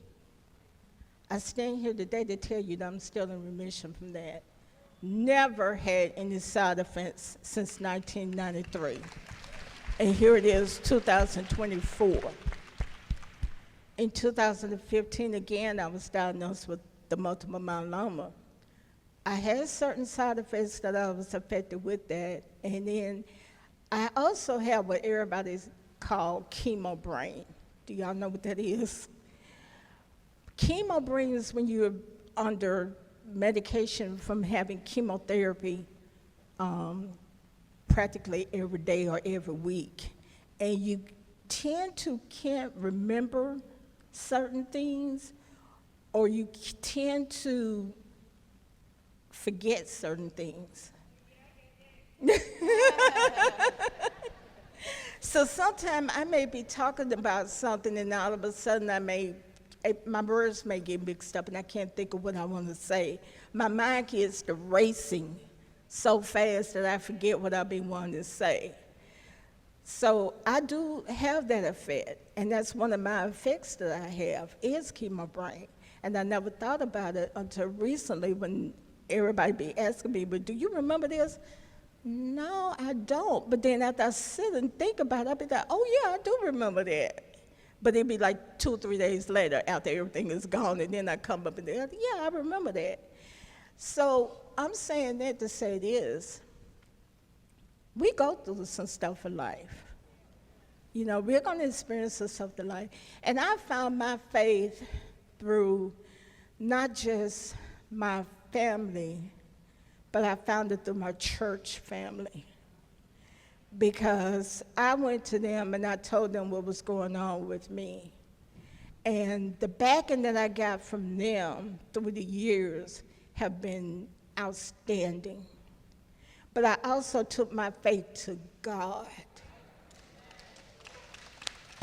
I remember one time I was sitting in my hospital room alone, and I just prayed to God. I said, God, I am not ready to leave.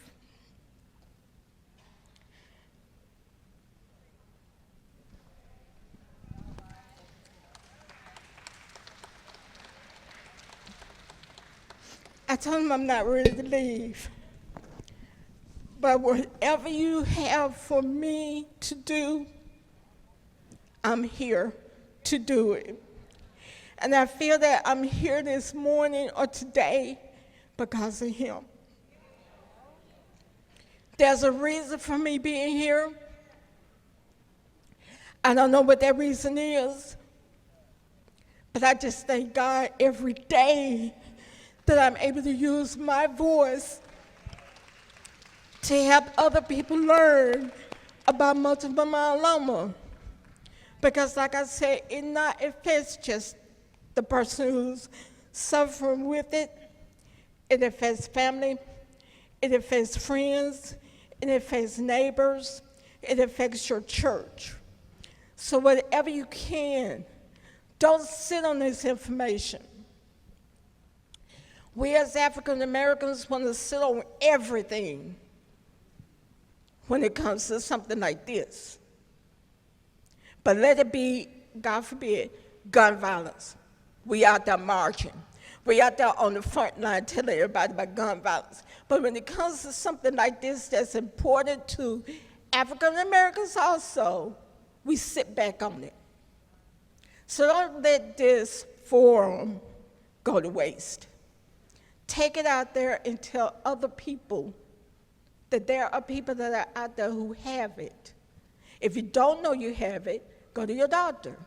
Ask him to test you for it. It's not going to hurt.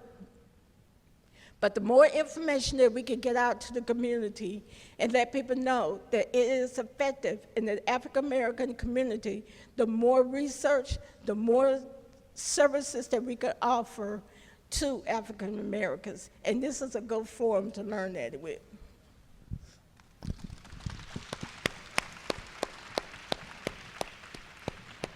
Thank you, Greg. Thank you, Ms. Deidre. So y'all heard her very clearly. We all have a charge leaving here today, okay? We're all here for a reason. You are all spending your time here together and hearing this message for a reason. So let that message spread to all of our communities, okay? Thank you all so much.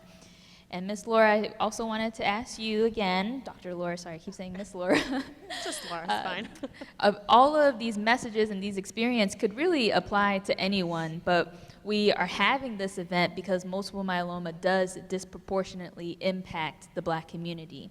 So what would you say in terms of how healthcare providers can better serve Black patients with multiple myeloma, and any closing advice you have for people navigating this condition? I think as a healthcare provider, the onus or the responsibility is on us, particularly as a Caucasian member of the healthcare system, to really do investigative work internally on implicit bias in the healthcare system, as we are active in some of that in our day-to-day. We know the data, we know the numbers, we know the disparities that there are across the African American community, across a wide number of disease states. And so I think that the work that needs to be done is on me, on members of my particular community, to understand that and then to put that into practice on a day-to-day basis. So what some of that looks like is doing work internally so that I'm approaching every single patient with care and the respect that everybody deserves, and perhaps showing additional care or really specifying the type of care that we provide to those that are underserved or that may not have access. And part of that is building trust. Building trust as a pharmacist with my patient, making sure that I am an active listener and not the one that's coming in and and this is what you should do and this is what's going to happen and here we are, but really making sure that at baseline we respect you and your choices and your body, and having open lines of communication so that you feel that you have the knowledge to make the best decision for yourself. And so I think as a broader community in the healthcare setting, being engaged in events like this and taking this infinitesimal, tiny amount of time out of my day and in my life to come and just be available to help support and trying to engage across a number of different items. I think there's also a lot to say about approaching patients with equality across the board. I think that there's a lot of assumptions in the clinic setting about what a patient can and cannot afford, what they can and cannot do, what they can and cannot understand. And we are doing a great disservice to the patient in front of us when we come in with those assumptions already.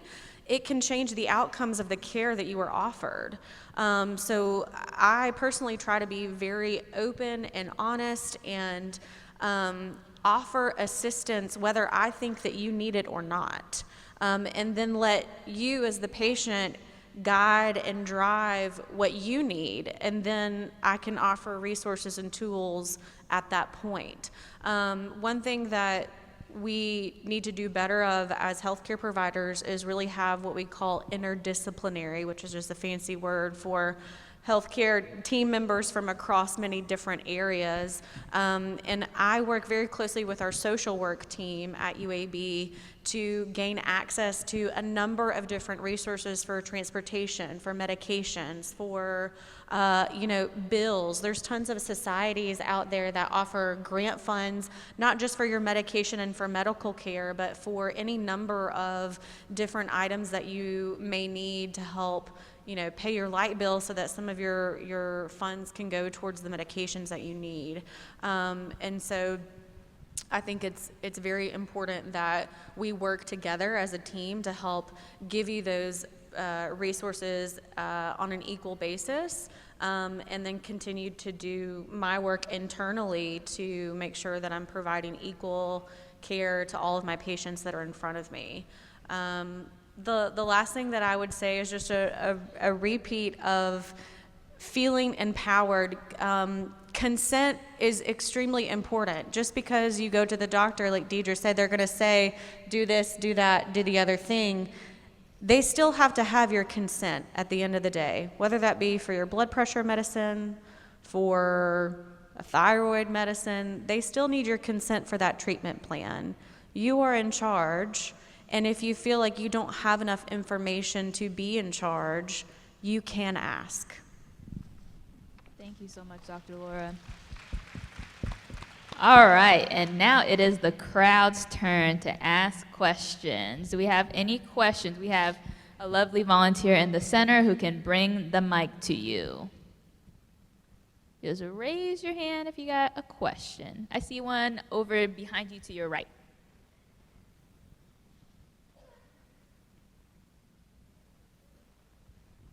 I don't have a question. I did have one with the first panel about the genetic. My dad passed in '88 with multiple myeloma. I have been a caregiver for my brother from September 2019 through 2023.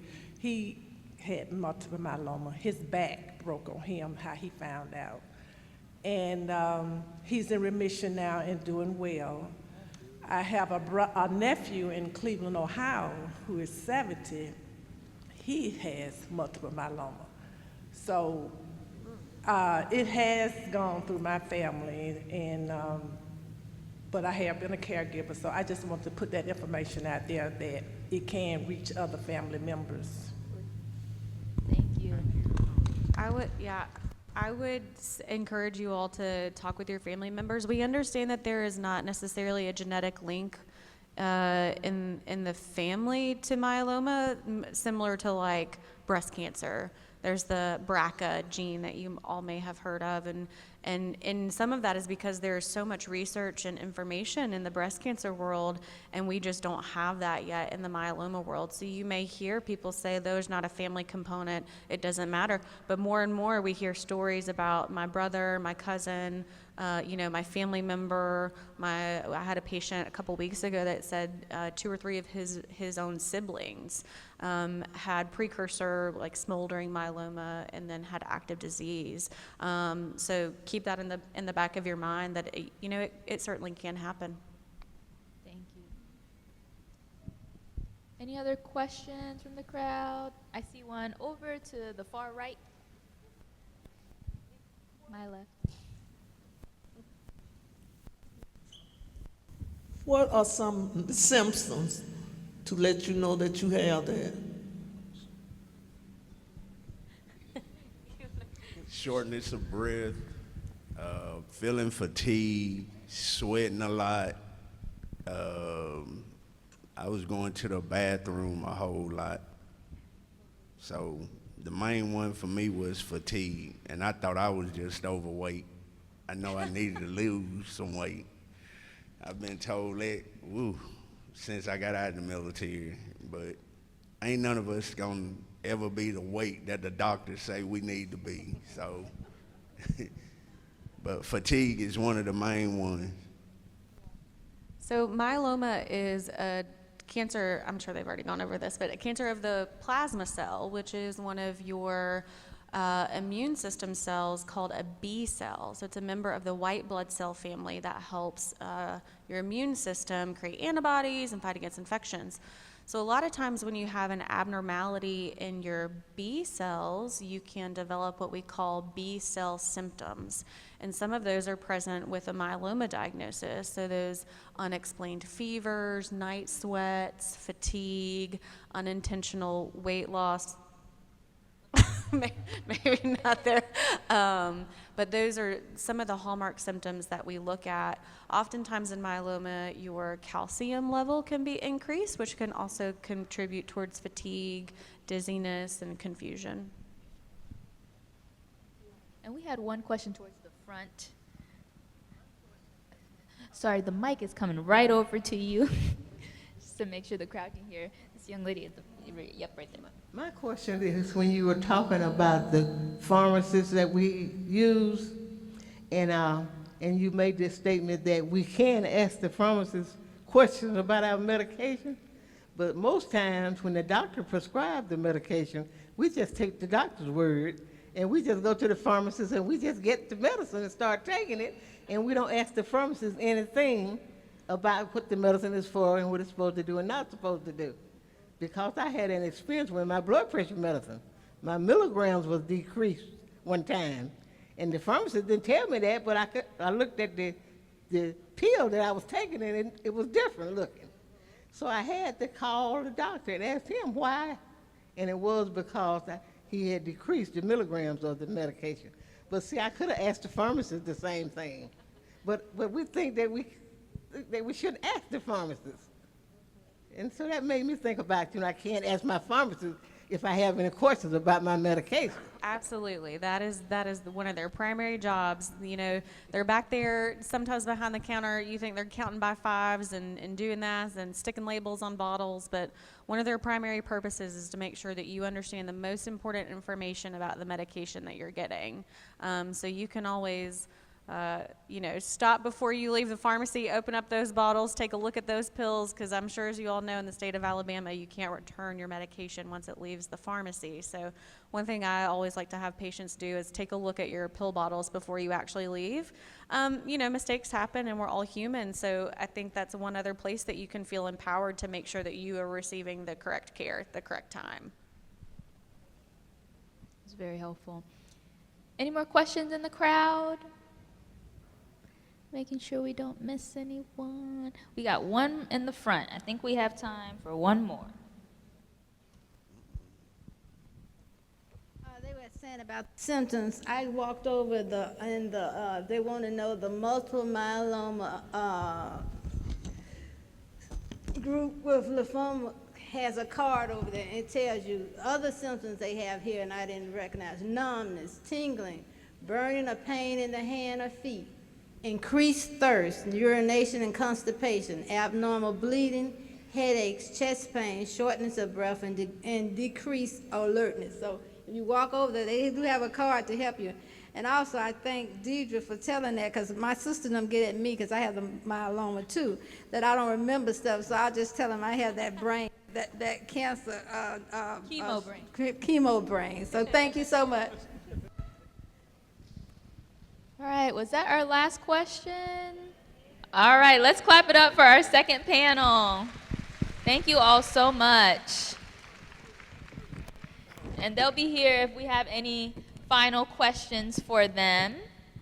But to close out, we really, again, appreciate all of you for spending the time here. We got a couple more prizes. We got lunch for you on your way out. But there are messages from some folks that we wanted to make sure you were able to receive. So I will actually call on our second co-founder. Earlier, you heard from Dr. Del Smith, who is our Chief Executive Officer. We have a second co-founder who is in the building, and we are very, very grateful for her, because the fact that we operate in community is because of the vision that our co-founder Tiffany Whitlow had. She wanted to make sure that we were not just increasing diversity in clinical research, but we were doing it in a way that builds community, that's intergenerational. It doesn't just touch maybe the senior folks, it touches also the aunts, the uncles, the children. So y'all are here to pass that message, and that's because of a vision from Ms. Tiffany Whitlow, who is our co-founder and Chief Development Officer. So let's please clap it up to welcome her to the stage.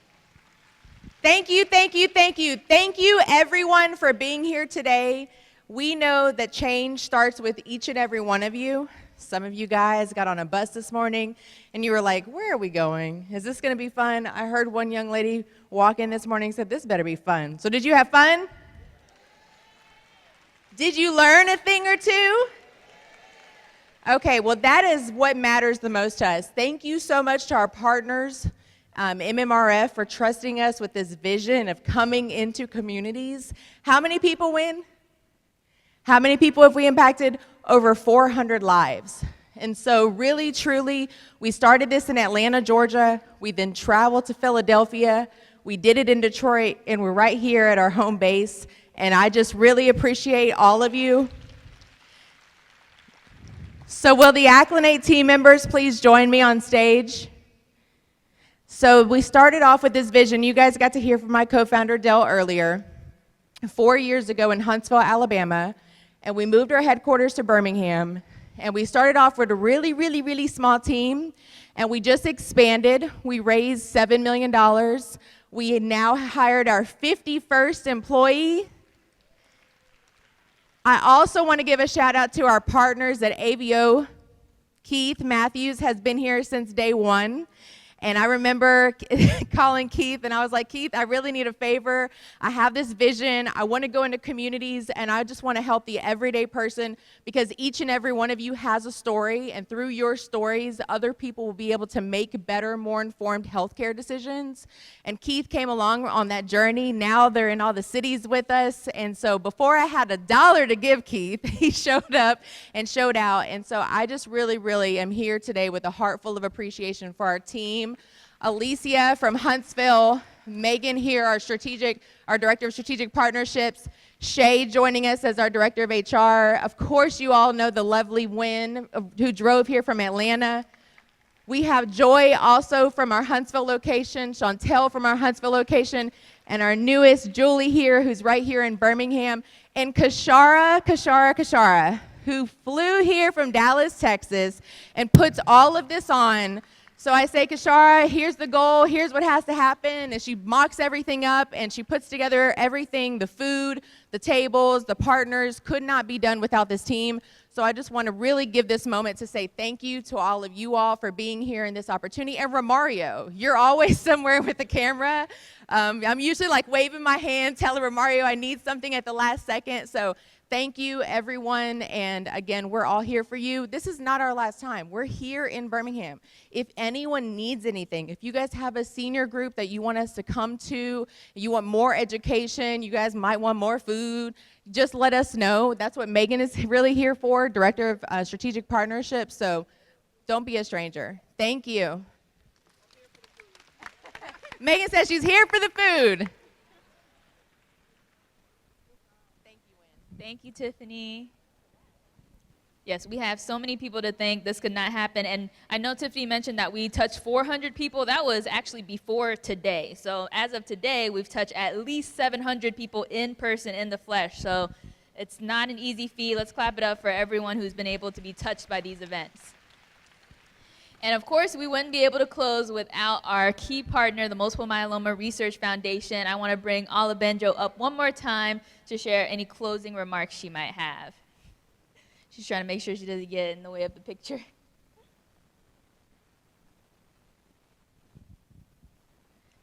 And then just to triple emphasize, Kashara is trying to hide because she didn't want to come on the stage, but she's the reason that all of this, like these details here, these pictures, the photo booth in the corner, the food, this is all Kashara. So please give it up one more time for Kashara Robinson from Texas.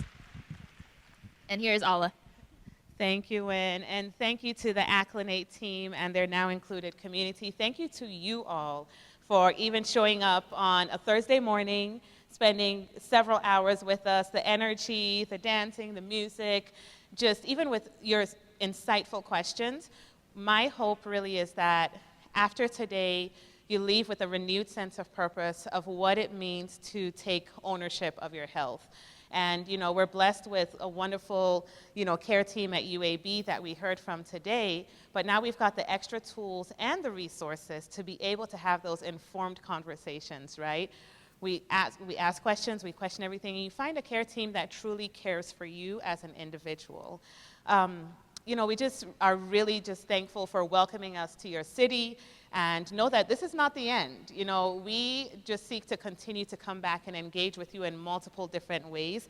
Please reach out to us at the MMRF, the Multiple Myeloma Research Foundation, if you have any questions whatsoever about multiple myeloma, not only in terms of the disease, if anything about clinical trials, in terms of resources. So if you know someone who's going for treatments and is looking for help with transportation, you know, housing, food, whatever it might be, we partner with a lot of different organizations to make sure that our myeloma community is properly cared for.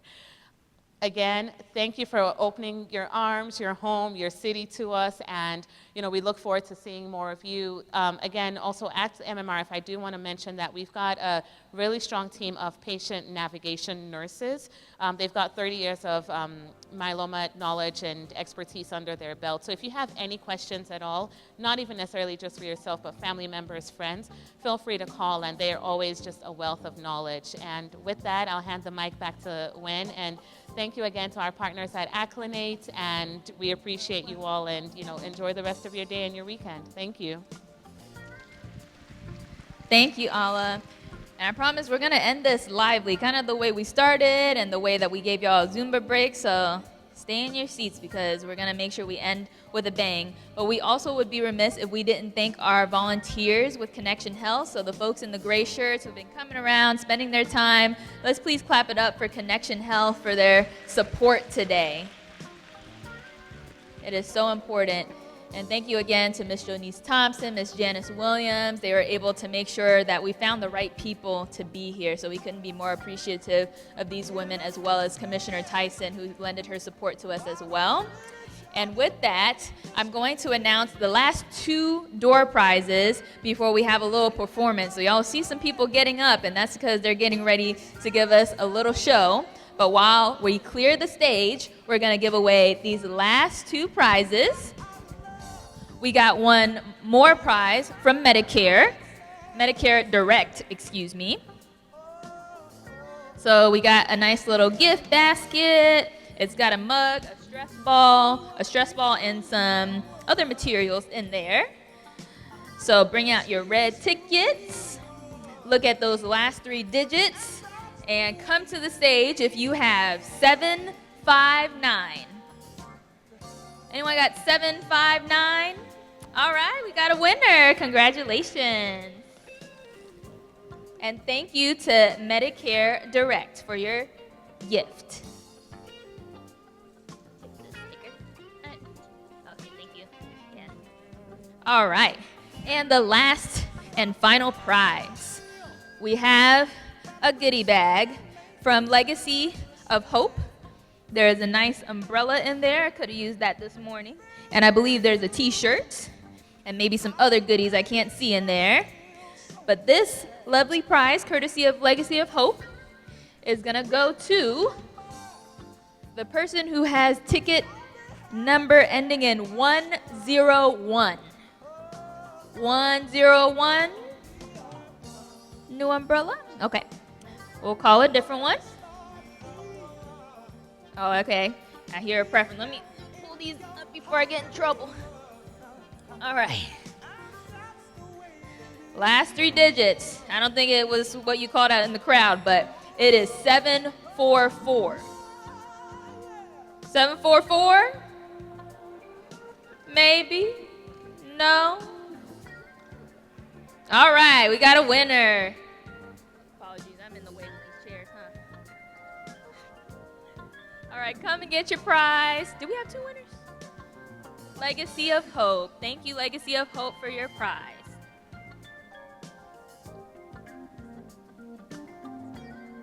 Okay. And I know folks have to go, but we're going to send you out with some good energy. So coming to the stage, please welcome the Silver Boomers and 6th Avenue Sliders. Clap it up.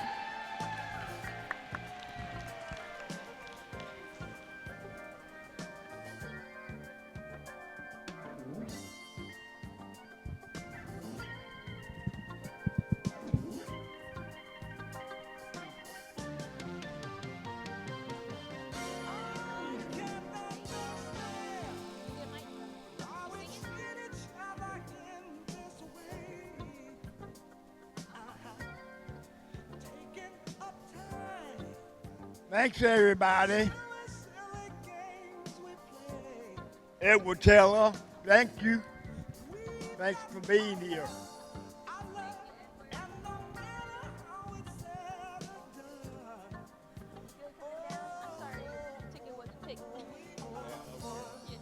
It's always a toss-up. It was a prize. What kind of prize? 744, yeah? Oh, we got other people. Let's clear the... Sorry. Wait, Can't you all have some? Y'all need more space? Yeah, we need more space. Okay. So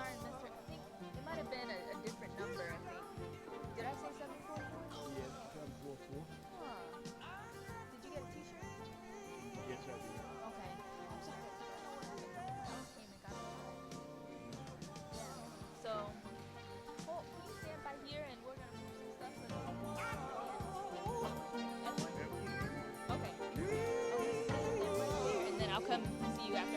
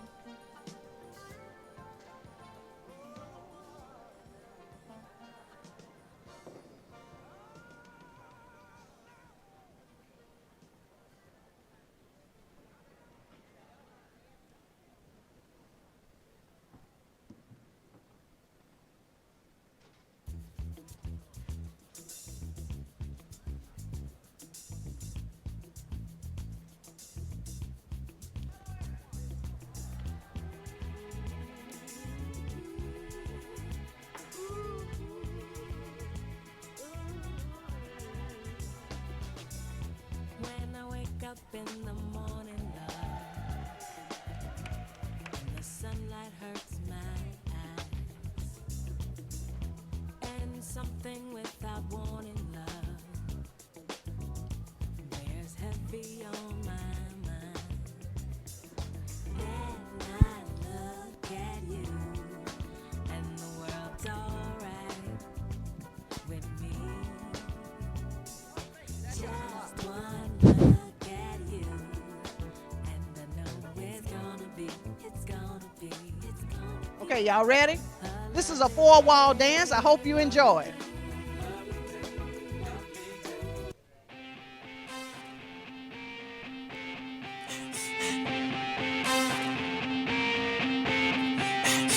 This your boy Meech, and I got a special guest with me tonight. Spit Moochie, baby. Yeah. Come on and work it for me and let your body move. We are here together and we're in the groove. We gon' party tonight. We gon' dance around, girl. My steppers at that know how to get down. Come on, step it to your right. Now step it to your left. Now right out in, left out in. Now right foot stomp, stomp, stomp. Now move it on up and turn. Now move it on up and turn. Now jazz box step with it. Come on, jazz box step with it. Here we go now. Cowboy boogie. Come on, come on, come on. It's cowboy boogie. It's cowboy boogie. It's cowboy boogie. Come on, watch it work. Ride on. Right on. Hey, you cowboys get you right on. Oh yeah, cowboys get you right on. Now ride on. Yeah, all you cowboys get you right on. Jazz box step. Jazz box step. Hey. Watch it work. No need for you to step on the floor. No, if you're not ready to dance some more. The night is young and the party is right. Yeah, I hope you got your boots strapped up. Here we go, y'all. Step it to your right. Now step it to your left. Now right out in, left out in. Right foot stomp, stomp, stomp. Now move it on up and turn. Now move it on up and turn. Now jazz box step with it. Come on, jazz box step with it. Dance boomers, dance sliders. Let's go, let's go. It's cowboy boogie. It's cowboy boogie. It's cowboy boogie. Watch it now, ride on. Hey, Get it, Fred. all you cowboys get you right on. Now ride on. All you cowboys get you right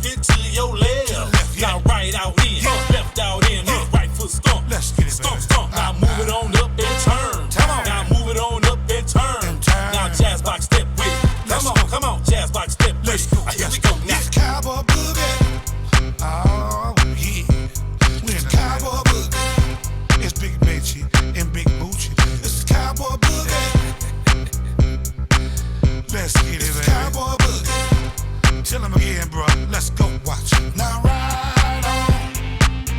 All you cowboys get you ride on. Come on and get you ride on. Now ride on. Yeah. All you cowboys get you ride on. All you cowboys get you ride on. Now ride on. Yeah, I like to thank my man. All you cowboys get you ride on. For coming out to party with me tonight. Now ride on. I want all the cowboys to ride. All you cowboys get you ride on. All you cowboys get you ride on. All you cowboys get you ride on.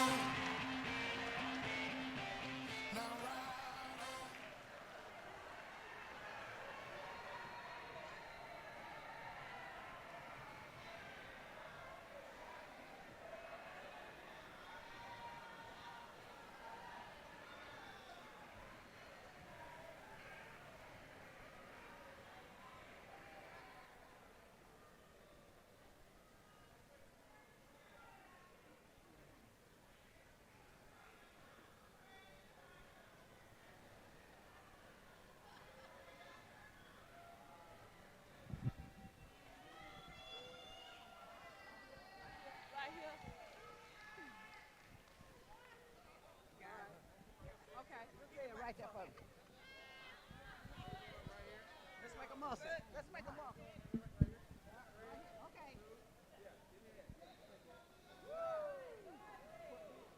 Good, you got it? Right.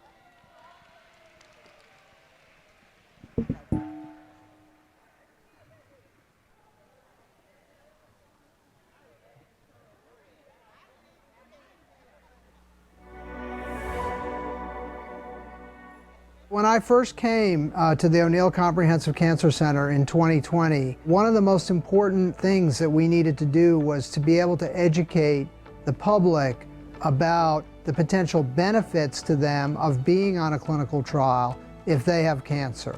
And one of the people in our communications group suggested, well, why don't we make a pin that the physicians and healthcare workers can wear that patients will see and then ask about clinical trials. And it's a reminder to physicians and healthcare workers to take every opportunity that they can to talk to patients about the potential that they may be involved in a clinical trial as part of their care.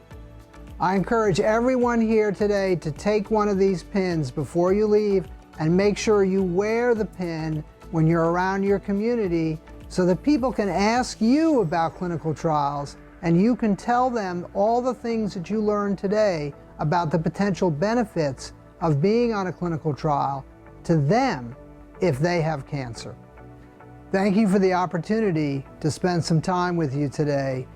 And I want all of you to remember and tell your family, your friends, and your community that if you have cancer, the most important thing to do is to be seen at an NCI designated cancer center so you can learn about all of your potential options for treatment, including the option of being on a clinical trial.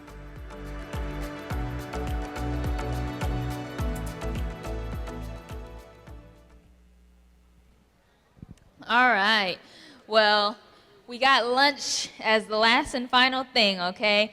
If you have your forms, please make sure that they are finished because there will be someone at the front as y'all are on your way out to pick up those forms, and it's basically your lunch ticket, all right? So have those ready in hand. Again, all right, and we're gonna dismiss in an organized fashion, right? So don't all get up at once because we're gonna make sure that everyone can get to the door safely and in a timely manner, right? So we're gonna start by making sure you know where to go. We're gonna look at the doors over to my left. If you look back, it'll be to the left. So where you see the Coca-Cola, there's a left opening and a right opening. But before, we're gonna go in order. So we're gonna have Fairfield Senior Center and Forestdale Senior Center head out first. Fairfield, please go to the left side opening. Forestdale, please go to the right side. So that's just Fairfield and Forestdale. Try to be patient, please, so that we can make sure we get everyone out in the right places at the right times. So that's Fairfield to the left. and Forestdale to the right. We'll give those folks some time to come out, to grab their lunches, and then we'll call the next group. So thank you in advance for your patience there.